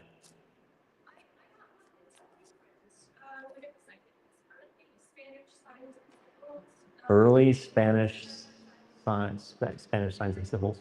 That sounds right. If I actually saw the cover, I'd be sure, but that sounds right. Yeah. It wasn't a very thick book. It was probably pretty thin. Yeah. Yeah. Yep, that's right. It had some hand drawings in it. Yeah, you got it. That's the one.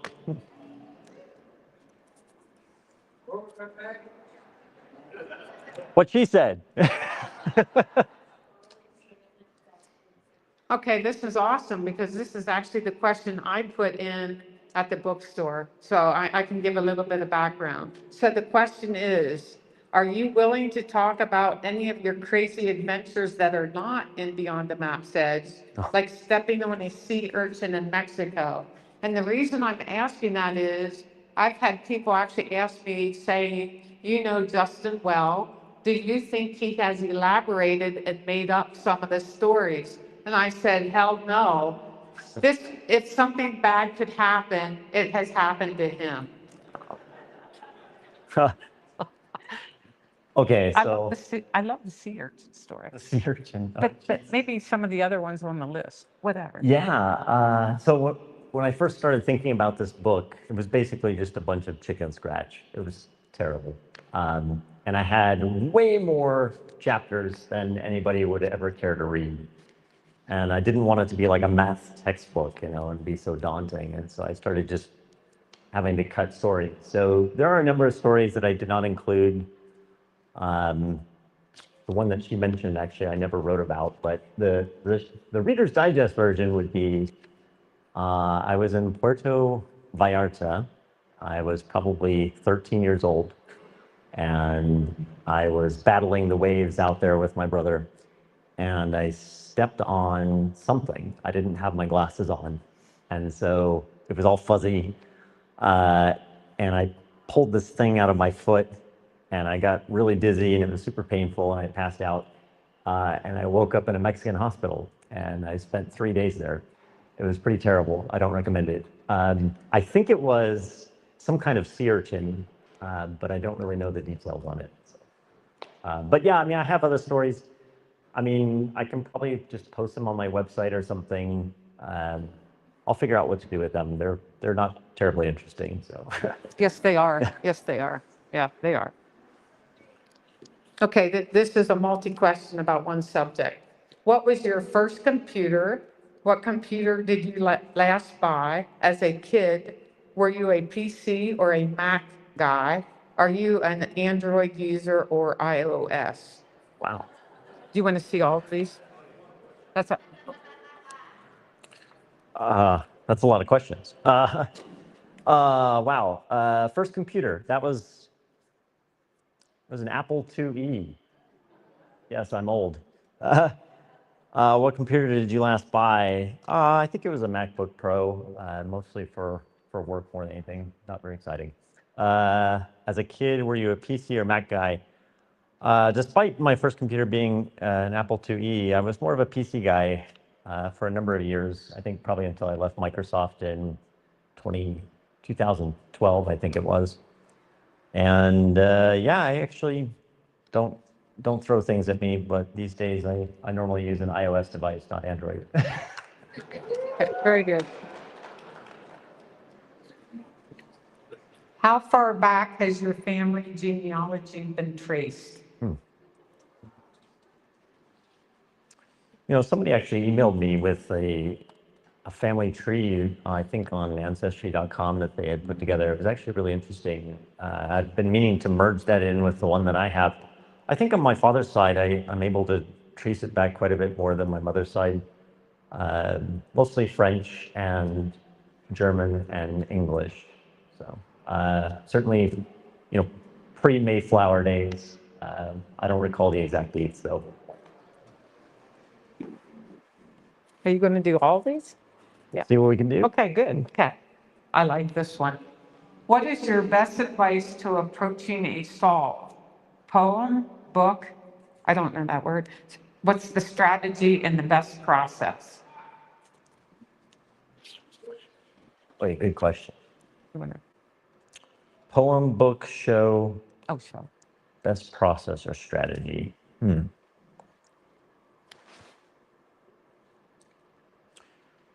So I think most people that have heard about this had no idea about this Forest Fen thing. So I think like the show is just a good primer for that, to kind of understand a little bit of the backstory. There are definitely hints in the series that I snuck in. But the bulk of the important stuff, I would say, is in the book and the poem. So I guess the process I would suggest is you watch the series, try not to fall asleep.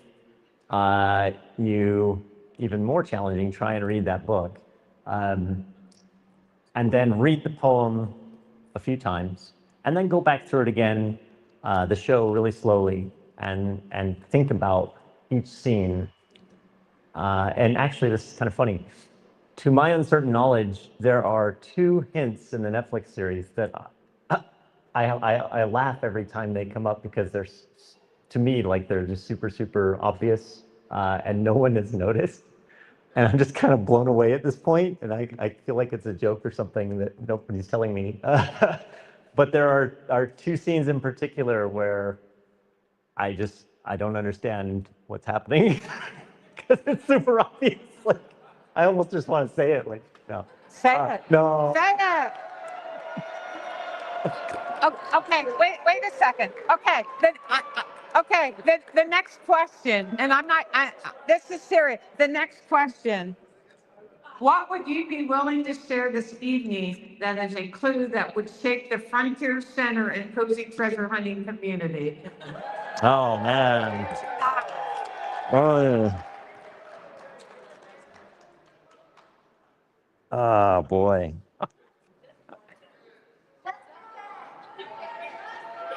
I'm having an internal debate. Just give me one minute. What episode?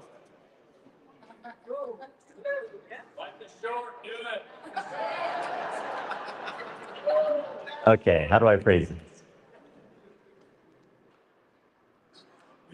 It's funny, I don't recall which episode. It's either 2 or 3.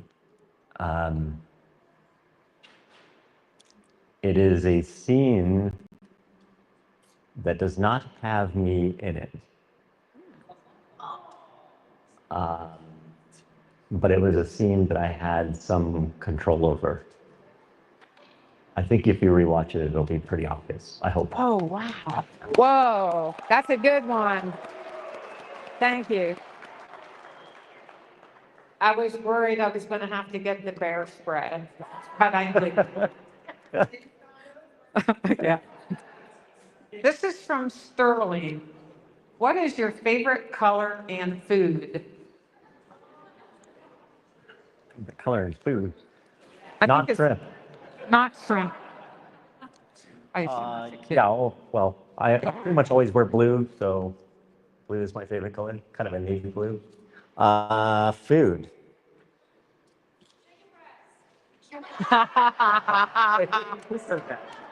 That's good. Sort of dicey. Breast. Answer. That's awesome. It's gonna sound strange. I actually really like okra. I know, right? It is slimy. Fried okra is pretty awesome. Cool. Thanks. Okay. What app or system do you recommend to see established property lines to make sure we stay on public land? So for those that don't know, the treasure is publicly accessible. You don't have to go gallivant on somebody's private property. Please, please, please don't do that. I'm sure, especially people that live in this area would very much appreciate it, and everybody else throughout the entire search range. Let's just keep it safe and fair, and legal. So there are a few apps out there. I think they're available both on Android and iOS. One of them is, I think the most approachable one is called OnX. That's ONX. They have like a backpacking version, I think, and they have a hunting one. Any of those will do. And what you can do is, if there's a search area you're interested in, you can kind of zoom in on that area and it'll show you all the surrounding property rights, so you don't have to guess. And if it's not publicly accessible land, just cross it off right away. And then if you're a more advanced user, what I have used for many years is an app called Gaia. That's Gaia. It's a little more advanced because there's a ton of different layers that you can add to it. And it's, not for the faint of heart, but OnX does great. Oh, I see a hand raised. Will I specify if it's on federal or state land? No. But it's publicly accessible as of today. A lot of people are saying that we could use the waterways through private land to get to it. We have a loophole virtuoso. Yeah. So I hope I don't screw up the law here. Don't take legal advice from me, but it is my understanding that in many places in Montana, if you are on a waterway that is considered navigable, in other words, one where you can float a watercraft, you can actually float through private property because the owner, well, rather, the person is allowed to access the area up to the high water mark, as I recall. Don't quote me on that. You might want to look it up. But it is fair to say if it's publicly accessible, it's fair game. Nice. Okay. Did you design and make the cover art? Ah, That's a good one. yeah. So the cover art on the book, I actually did design that first. And I gave it to a cover designer who iterated on it and kind of cleaned it up to make it presentable. And I think he did a fantastic job. So yeah, it's fair to say that the original image was created by me and then he continued to evolve it. I see a hand up, yes. The double arcs something that exists or something that had to be created? Is the double arcs, wow, something that exists or had to be created? That's a tricky question, actually. Bear spray. I want to answer this. It's actually a really strange question, knowing what I know. Ask the question one more time.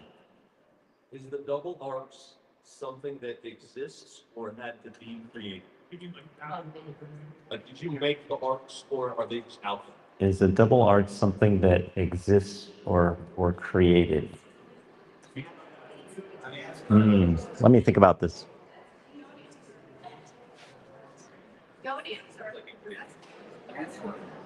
I don't want to give away too much on this, so I'm going to have to pause. I apologize. Nah, that's okay. No, that's okay. No bear spray. That's okay. Now that the Netflix show came out, how many clues are in the show? Wow. How many clues are in the show? I don't think I've actually, funny enough, I don't think I've ever counted. And some of them are kind of compound. You have to look at a number of scenes in order to understand something singular. So with that in mind, the number of singular clues, let me just count them up in my mind. 1 second.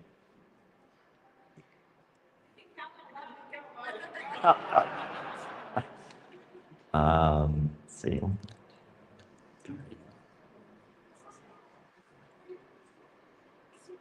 There are at least 5 singular clues, at least. I think probably more if I really thought about it. But at least 5. At least 5. Okay, that's good. Thank you. That's a good answer. Next, this cipher is tough. Can you give us a hint?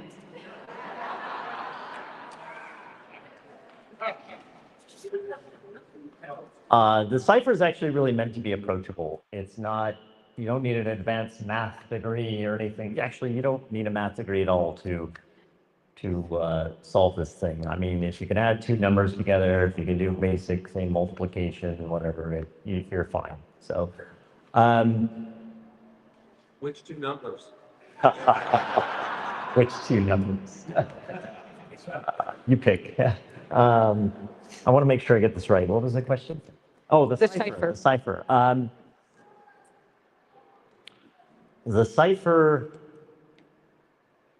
The cipher is not in the poem. It is elsewhere. We'll say that. Okay, well that's a good one. That's a good answer. Oh, and I should also clarify, the cipher was just, I couldn't help myself. It's not a critical hint. You don't need to solve the cipher to find the treasure. More than anything, the cipher is more of a nod or a hint to what the container is. Oh, wow. That's good. That's good. Okay, the question is it walking distance from water's silent flight to round the bend past the hole? That's a little complicated. Yeah, just to reread this. Is it walking distance from water's silent flight to round the bend past the hole? Boy. I'm not sure if I want to answer this. Let me think about this a moment. The difference for a 71-year-old person and a 10-year-old. That would be me, the 71. Yes, Whoa, I think that's fair. whoa, Yep. that's awesome. Good one. That helps. That's good.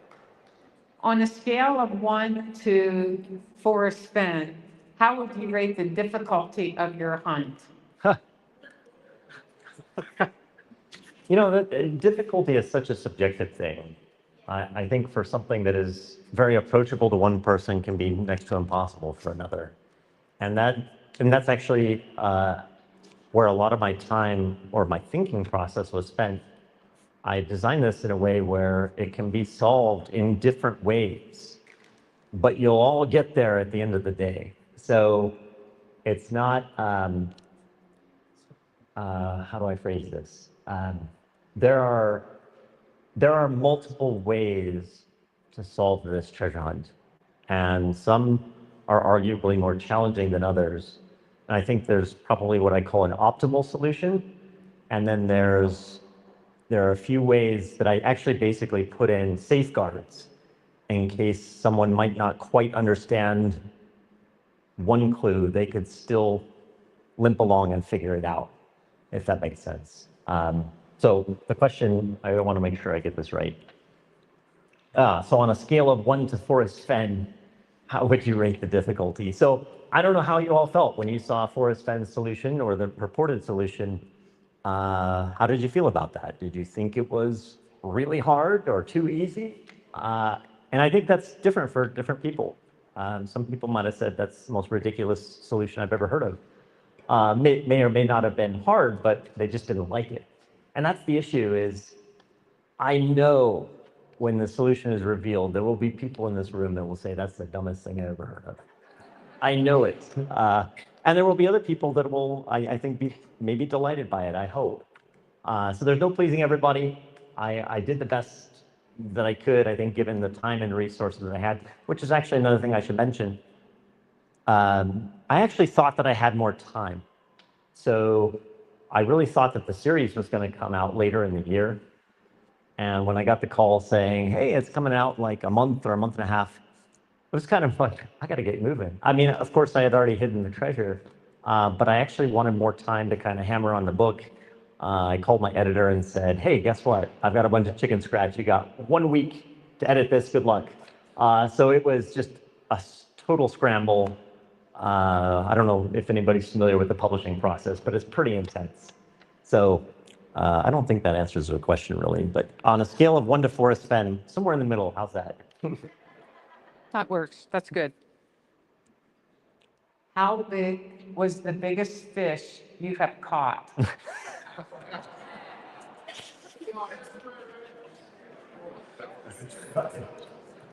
Well, I think my dad has already added 10 pounds to it, so I'll only add 1 more pound. No, it was in New Mexico at Heron Lake, and actually it was kind of a cool day because it's the fishing that I hated, which is trolling. And you got a lot of line out, it's a lead line, and it's color coded to show how deep in the water you are. You got a ton of line out, and you know, the rod just almost cracks in half, and we're hung up on a stump, you know, and so I just remember reeling on this thing, trying to reel in the stump, and at some point I realized, oh my gosh, it's moving, it's a fish. And it actually at the time ended up being the second largest trout in the state of New Mexico. And it was actually in the local newspapers and stuff. It was pretty exciting at the time because I was really young. And I guess for legal reasons, or as my dad put it, for legal reasons, it was listed in the paper that he caught it, which was kind of funny. And of course, you know, he wanted to have this fish mounted. And it was, the taxidermist kept the fish over the winter, and we got it in the spring. And when it came to the house, my dad looked at it and he says, you know, that fish must have shrunk and being in the freezer all winter, it was definitely way bigger than this, you know? So I still have the fish, actually. It's at my house, but yeah, that was the biggest. I don't recall how big it is, but I'm sure somebody could track down the newspaper article and see. Okay. Justin, did you really break your leg? Yeah, so for those that have not read the book, I mentioned that I had broke my tibia and I had to hide a treasure after doing that. Yes, I did break it. It was not a fun situation. I was on the mend at the time. I really actually didn't want to go around kind of like a peg leg guy hiding a treasure, but I was out of time. That was basically, I spent as much time as I could recovering. And then for a number of reasons, I had to just go and do this. And so I had to do it with a busted leg. It was not super fun. Yeah. Okay. How do you tie your fly hook to your line? Well, everybody loves a good clinch knot. I think there's probably some argument as to whether or not the enhanced clinch knot is a better knot than the original, but I generally prefer the classic clinch knot.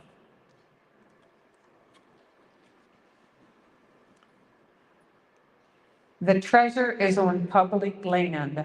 The sale of BLM land have an effect on the hidden treasure. So I guess he's saying, would the sale of BLM land have an effect on the hidden treasure? So avoiding the political implications of this Yeah. as much as I can. I think it is fair to say that there is a lot of public land right now that is at risk. And it is at risk of being sold to private individuals and to companies. And this is a big reason why I hid the treasure, is I wanted people to be aware. And I wanted, excuse me, I wanted people to appreciate the lands that we have. And so I felt if I could get people outdoors and to experience it, that they would be better stewards and that they would be champions of the lands that mean so much to, I hope, everybody here.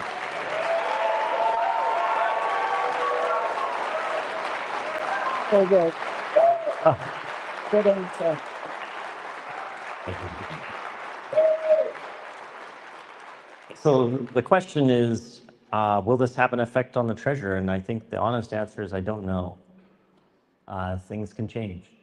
And so I'll definitely keep people updated. If there's a situation where, you know, the treasure is basically inaccessible at some point, I will do my very best to let you know if I'm still around, which I certainly hope. I don't want the treasure hunt to last that long. So at this point, and this is actually why I mentioned, I think in the legal language, you know, on the website and the book, I know that's a lot of boring stuff. But this is why I mentioned as of this date, it is publicly accessible, because I don't know what tomorrow brings. And I really hope that our public lands remain public. And I hope everybody in this room appreciates it as much as I do. Thank you. Very good. That was nice. Justin, does the book mention the checkpoint? Does the poem mention the checkpoint? So the poem is in the book, and so I think it's fair to say, I'm not trying to mince words.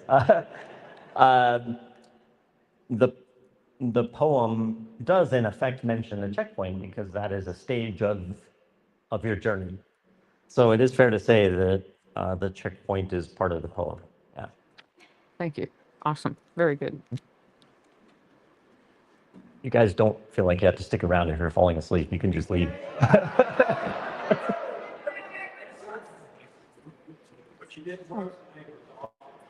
It really, really does.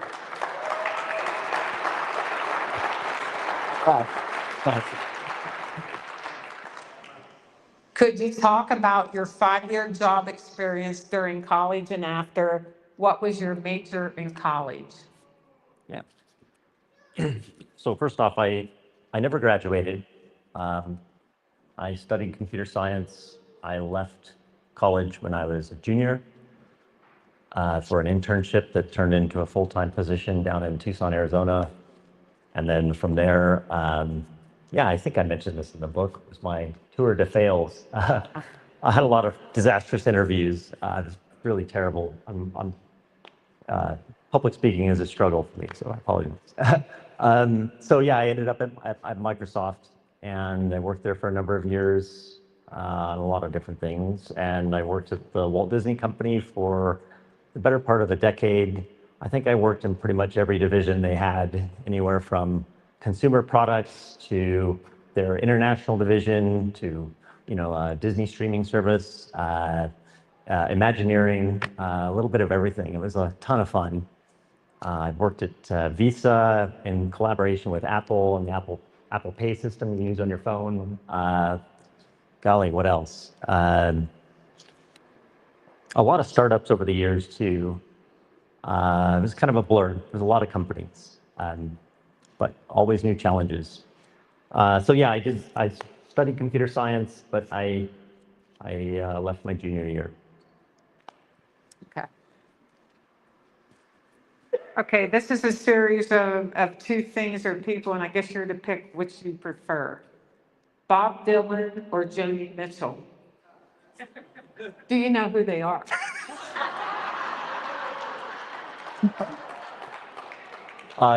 You laugh, but I'm afraid to answer that question honestly.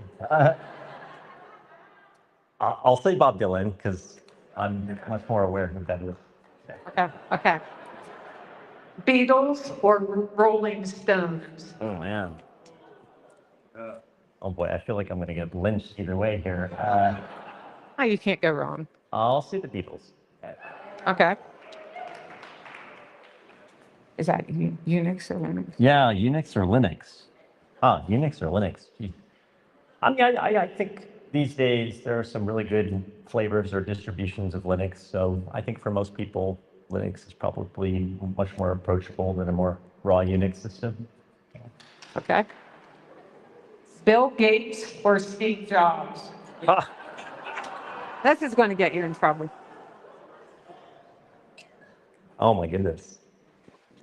For better or for worse, Steve Jobs was a visionary. I think he had a profound understanding of not only technology, but timing. And timing in the market is just as important, if not more important than the technology itself. There are many cases in history where somebody's designed something incredible, but it was too early and people weren't ready to accept it yet. And so Steve Jobs understood the whole marketing strategy. And I feel like, oh boy, it's probably going to get me in trouble. I feel like Apple has lost a little bit of that since Steve has left. And it's been a kind of a slow but steady decline. Bill Gates, on the other hand, I mean, the guy was a brilliant businessman.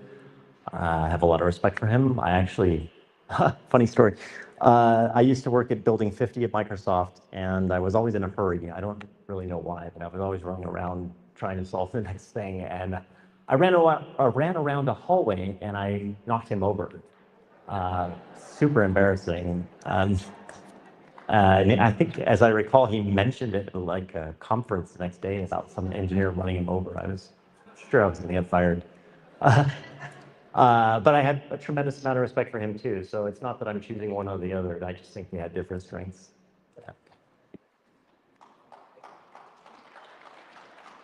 So I have a question that's actually not on the card, but now we're talking about Microsoft. And we know that Justin has gotten patents while he worked at Microsoft. Would you be willing to talk about any of your patents? Oh. At Microsoft? And we saw them on the shelf in the Netflix series, so. Oh yeah. This is probably pretty boring stuff, sorry. No, I mean. You can make it.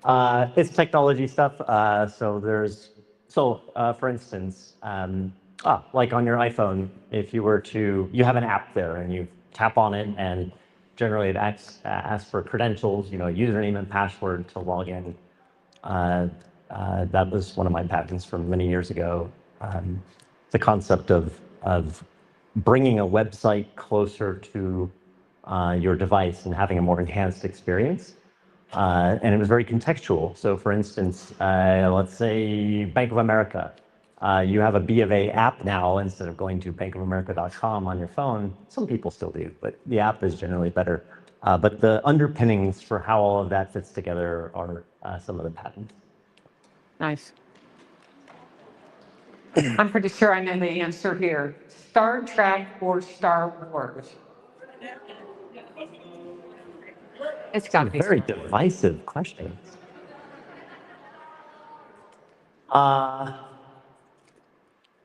You know, I guess I'm not a very good nerd. This is funny. So I had never seen either for the longest time.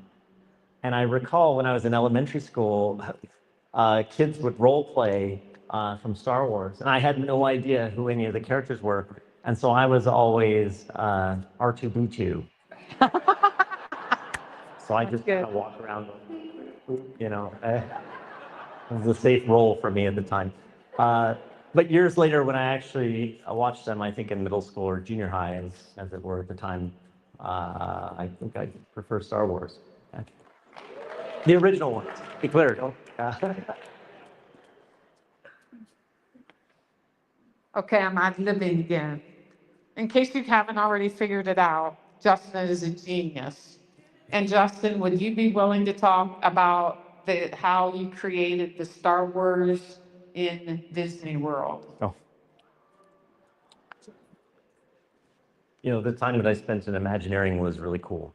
And there were a lot of projects that were worked on at that time. In fact, I think probably still to this day, there's some NDAs in place, so I kind of have to be careful about what I mention. But one of the things that I created was what they called Media Vault, which was all of Imagineering had a lot of ideas flowing in. And there are a lot of different ways for these ideas to be captured, and they needed a very secure system, because if these ideas like Star Wars Land, for instance, were to leak out, then it would be a big deal. It'd be a big problem for the company. And so there was a lot of kind of security that went around creating that system. But, you know, work in the parks itself and, you know, across the two major parks in the US was really interesting, but I can't really expand too much on a lot of that. Yeah, okay. Thanks. From where you leave your car to search, is it a mile or less to the treasure container?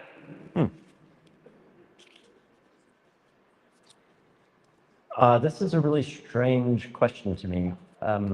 From where you leave your car to search, is it a mile or less to the treasure chest? You said chest. It's You not just a said chest. chest. I should be clear. It looks like it says chest. It's not a chest. It is a container, though. I don't think this question works because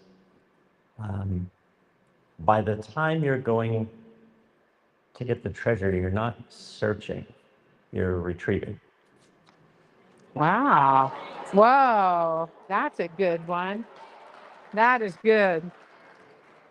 Awesome. You want him to say it again? Okay.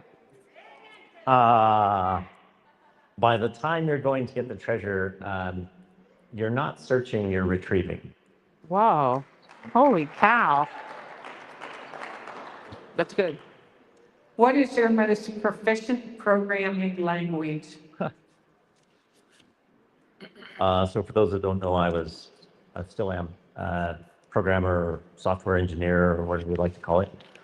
For many years, I guess probably most proficient language these days would be C++ or Java.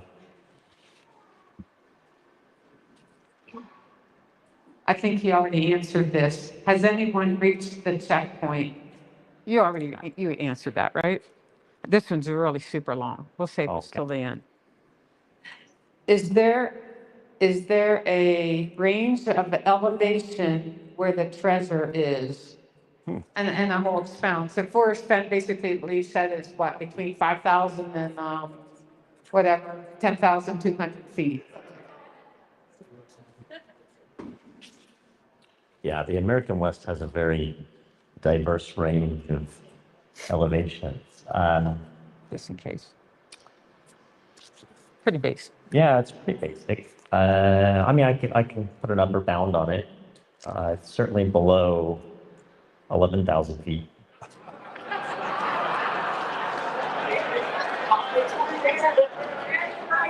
That's good.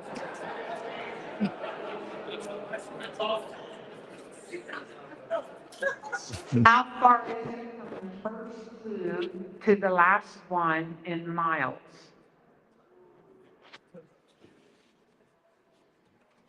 I think that's what it says. How far is it from the first clue to the last one in miles?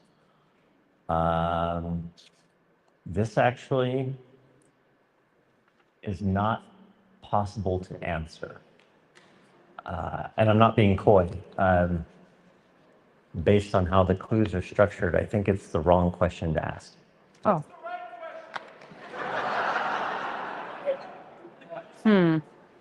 Is it hard for you to answer this question about the clues because you have to iterate through slow every time? Is it hard to answer what now? Is it hard to answer these questions about the poem because you are supposed to iterate through the poem more than one time? Is it hard to answer these questions because you have to iterate through the poem more than one time? No, that's not why it's hard to answer.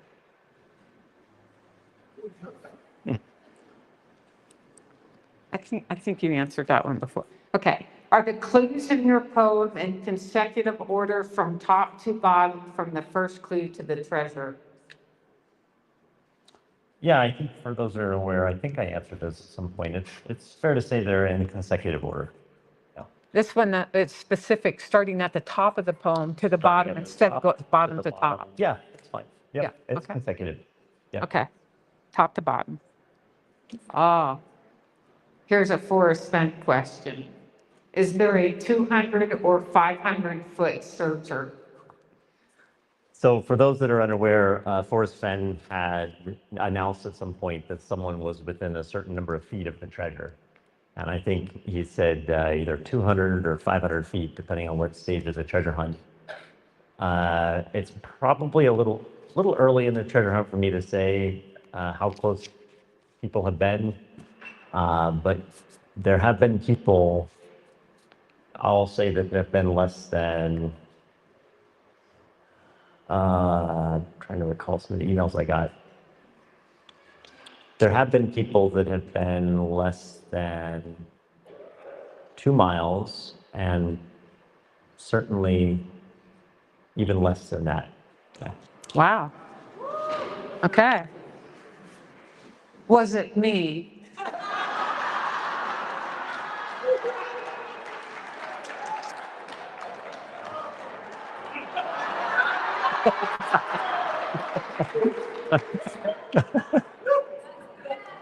No comment. This is a good one. Did you consider railroad tracks a structure? Is the entire hunt based on naturally occurring structures and landscapes? It's a hard-hitting question. Do I consider railroad tracks a structure? I consider them to be a man-made structure, yes. They were made by man. They're not a building, they are a structure. Is the entire hunt based on naturally occurring structures and landscapes? So I think I mentioned earlier that there are a couple of different ways to work through the poem. And I tried to do that to accommodate how different people think. And so depending on how you interpret it, I think it could be true to say that yes, the entire hunt could be based on naturally occurring structures and landscapes. But I think some people could quibble. So I should clarify that by saying there's one clue in here where arguably someone could say there is a man-made implication to it. Oh man, that's long. Okay, this is good.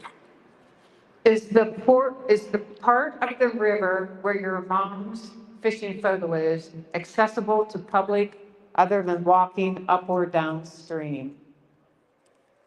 That's a Post. Yeah, so there's a picture in the book of my mother on the beaver head. Right. She is waiting, and that picture predates me. So I can't say with certainty, but my guess, just kind of knowing the landscape, is that it is likely not publicly accessible on either side. You would have to wait too. Okay, very good. This is a multi-part one. Can you give a floor the treasure is not below? A floor. I don't understand. So I think this is an elevation-related question. Can Oh, you give okay. a floor the treasure is not below? I think I'm not going to answer any other elevation-related questions, but it's below a Go ahead, do them. Still contends that no red herrings, intentional or otherwise. So I did not put any intentional red herrings in the book or the poem or anything like that. Yeah, you know, it's fair to say that like the poem itself is obfuscation, right? It's a way to hide information. Otherwise, somebody would have already found the treasure. But in terms of red herrings, there's nothing intentional. Now, there might be some unintentional ones. For instance, I talk about, I don't know, like, say a green table, and somebody thinks, oh, it has to do with the color green. I didn't actually mean for that. I just mentioned the table green. So I cannot control how other people interpret it, but to the best of my abilities, no, like I didn't put in any intentional red herrings into the book or the poem or anything like that. And then the last one was, will you announce if the checkpoint is reached?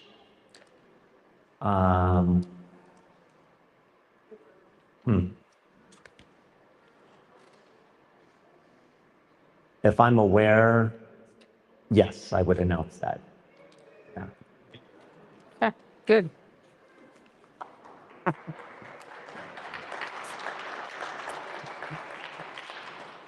Do you like pickles? I don't get it. Do I like pickles? Yes, I like dill pickles especially. I have a funny story about pickles, but we'll save that for another time. Oh, okay. Okay. Why not wait for your leg to heal? Yeah, That's a good one. I think I talked a little bit about that earlier. There was a number of circumstances where I had to just get things done, and it was really a function of time. I just couldn't wait any longer because there was a whole series of events that were set in motion and basically a schedule to keep, so to speak. And so I had to act, and it wasn't optimal, but just had to make it happen. I think you did this one. The Cipher has this old brain stump. Any hints? So you, Oh, yeah, I think I mentioned earlier, Yeah. the cipher is not in the poem. So I hope that helps. We'll see how things go. We'll get a little more time, and maybe somebody will figure it out. Yeah. how do you feel AI changed the hunt? Yeah, I know I mentioned that earlier. That was actually the biggest risk that I saw to this treasure hunt, was somebody whipping out ChatGPT or whatever the latest large language model artificial intelligence offering is on the market, and just say, punch it in, and here's the answer. There are some, you'll notice, I think in the beginning of the book, I do not give, I think, permission for people to use, run the book through AI, but I realized I just cannot prevent that. And so I did everything in my power to ensure that AI will not be the winner. But it's really hard to control. Like I mentioned, AI is getting very, very smart, and it will soon be smarter than all of us if it isn't already. So I did the best that I could, and I feel like, as it stands right now, we're fending it off. So we'll see how the future holds. This is sort of long. There was a small D, like the letter D is in dog, hidden just above the M in maps on the spine of the book. Why was it removed in the new print? Is it relevant or a clue to something in this hunt? Yeah, so we're talking about some of the formatting differences that showed up between the first and second editions of the book. So for those that are unaware, if you look at your book, you'll see on the cover, it either has like a little sticker on it, sort of looks like a sticker, and some don't. So the first printing is the ones that do not have the sticker. Both books are fine. Consider the one without the sticker to be kind of a collector's edition or something. But between those two prints, I actually ended up having to make some very small formatting changes because the cover designer noticed that the spacing wasn't exactly right and it was bugging him more than it was bugging me. And so he made some slight changes. There's no intentional clues there in differences in the cover between the first and second edition. Is there any clue in the cover art at all? I have not specified. So that means yes. I know we have more questions, but I just actually wanted to follow up on this hidden mark that I put in this book that probably one of you have. Oh, yeah, that's So right. before we get into that, I want to mention what I'm shipping to whoever wins. So for anybody who's seen the Netflix series, the treasure I stored in a saddleback leather briefcase, and I still have that original briefcase that held the treasure, and I'd like to give it to whoever wins. Whoa, So I'm happy to ship that that's out. nice. So, if you will, if you have a book that you've purchased over the last few days that has my signature on it, turn to page 150. 150. And about halfway down the page, oh, I heard a bingo. Oh, I thought we had one. See, this is why I don't say what the container is. Does she have it? Page 150, about halfway down in black ink that sort of bled, I apologize. I have written an email address, and it's a customized email address that goes straight to me. So if you're shy and you don't want to say you won right here, that's fine. You can just email me. Otherwise, if anybody has it here in this room, feel free Wow. to stand up. It's cool. Wow, I actually thought somebody would be here, or the person would be here. Okay, well, please spread the word. It's on page 150. Unfortunately, the email address kind of got a little smudged with the ink, so it's at iCloud.com, not lcloud, in case you're confused. So just send me an email at that address, and I'm happy to ship out the Saddleback container to you. Nice.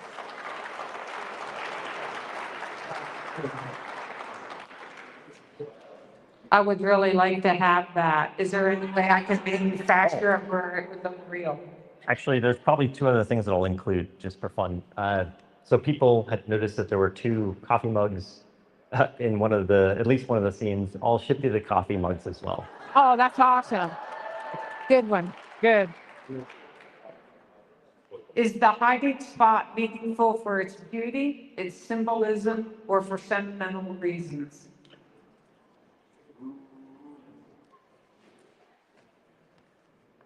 Is the hiding spot meaningful for its beauty, symbolism, or sentimental reasons?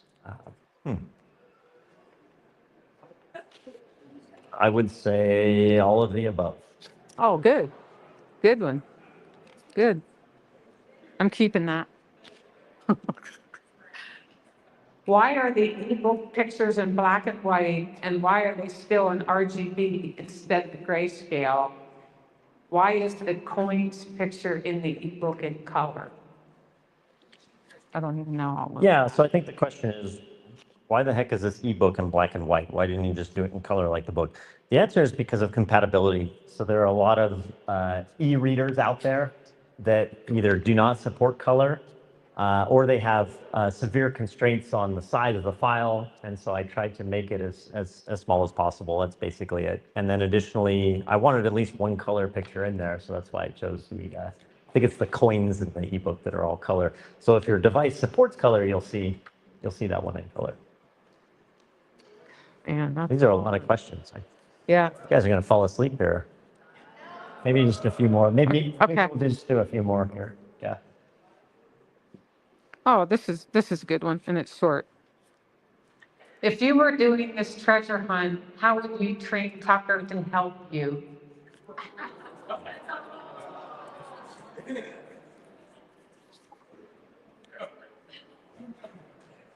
It's long. As I mentioned, there are a few different ways to approach this poem. I mean, there is like a super brute force way, but it would be very, very difficult. So, I mean, I suppose if you had a dog that could sniff gold and you were in a very specific area, then that would be beneficial to you. But that would be really, I think, challenging to do overall. So more than anything, I think it's just good outdoor manners, making sure that the dog is a good steward, isn't chasing after elk or horse, bears, you know, and keeping your dog in control. That's basically it. Oh, I see a hand up. Could you specify at all what measures you took to ensure that a random hiker or fisherman did not just happen across? Yeah, what measures did I take to ensure that a random hiker or fisherman would not happen upon it? I touched on this, I think, a little bit in the prior interview. I did not put it in very close proximity to any man-made trail. I didn't want someone, you know, trying to relieve themselves on the side of the trail and, you know, pee on it or something. So, so it is a little ways off. And then, yeah, I think that's the only thing I want to say about that. Yeah. Okay. Maybe. A couple of short ones here. Can you drive a semi to the location? Can I drive like a semi truck? I think so. Oh my goodness. Can you drive a semi to the location? I assume he means a truck. Yeah. A truck. I guess that means to the location of the treasure itself. No, you do have to, I'm sorry to say, you have to hike a little, but not too far. Okay. Space to get out to park. Sorry? What about to this parking spot where you need to get out to get? Can you drive the semi to the parking space? Well, that's a loaded question. That implies that there's a parking space. So, Yeah. That's all I'll say about that. So. Yeah.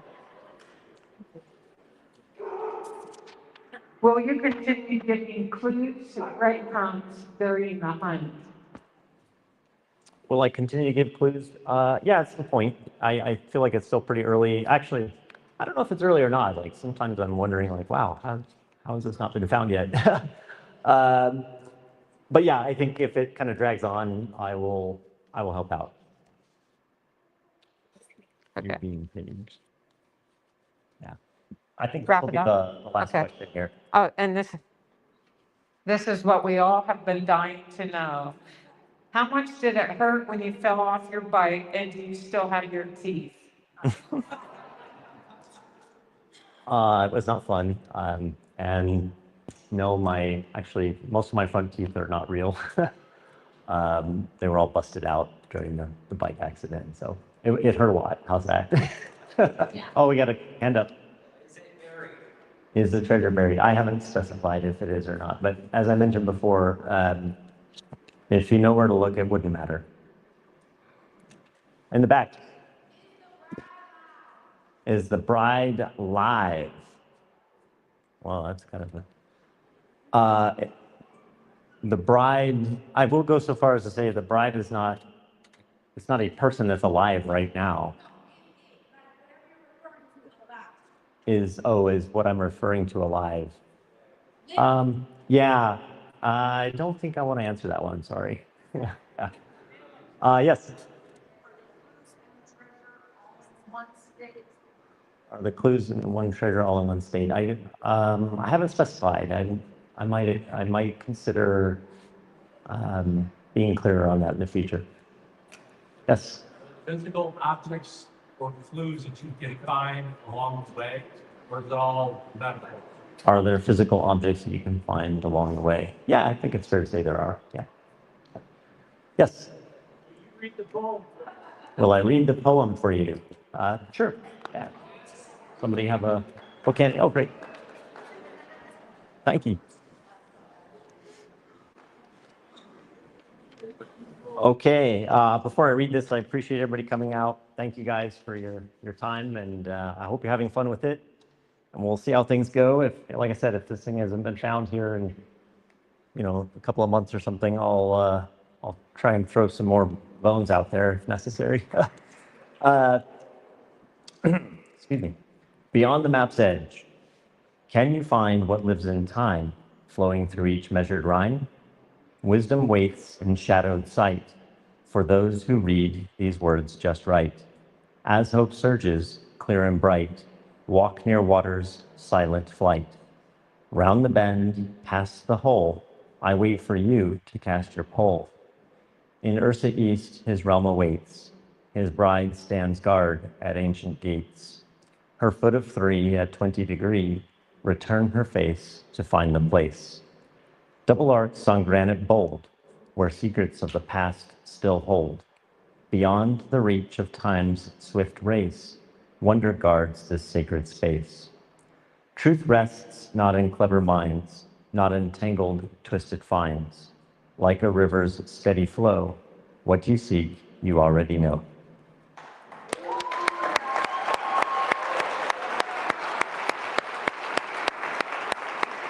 Welcome. Anyway, thank you guys again for attending. Appreciate it. Sorry for the long lines, and have a good night. Thank you. Thank you. That was awesome. You did great. Thank you. Thank you for your help.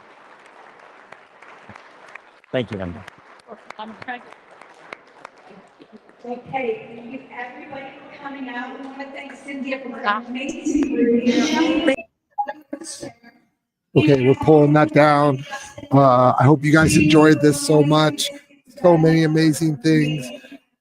We'll probably chop out the first part and make this a video, and I know Calazar is going to put it up too. So I'll probably talk to Mike to make sure they get a copy of this. So it's going to be up on both our sites, and we hope you guys enjoy it. Watch this 100 million times. Thank you all for joining in. I have to now go socialize if my voice holds up. That's what it's going to be. We're so happy. We are going to end this, and we appreciate you. Look at all the people streaming out.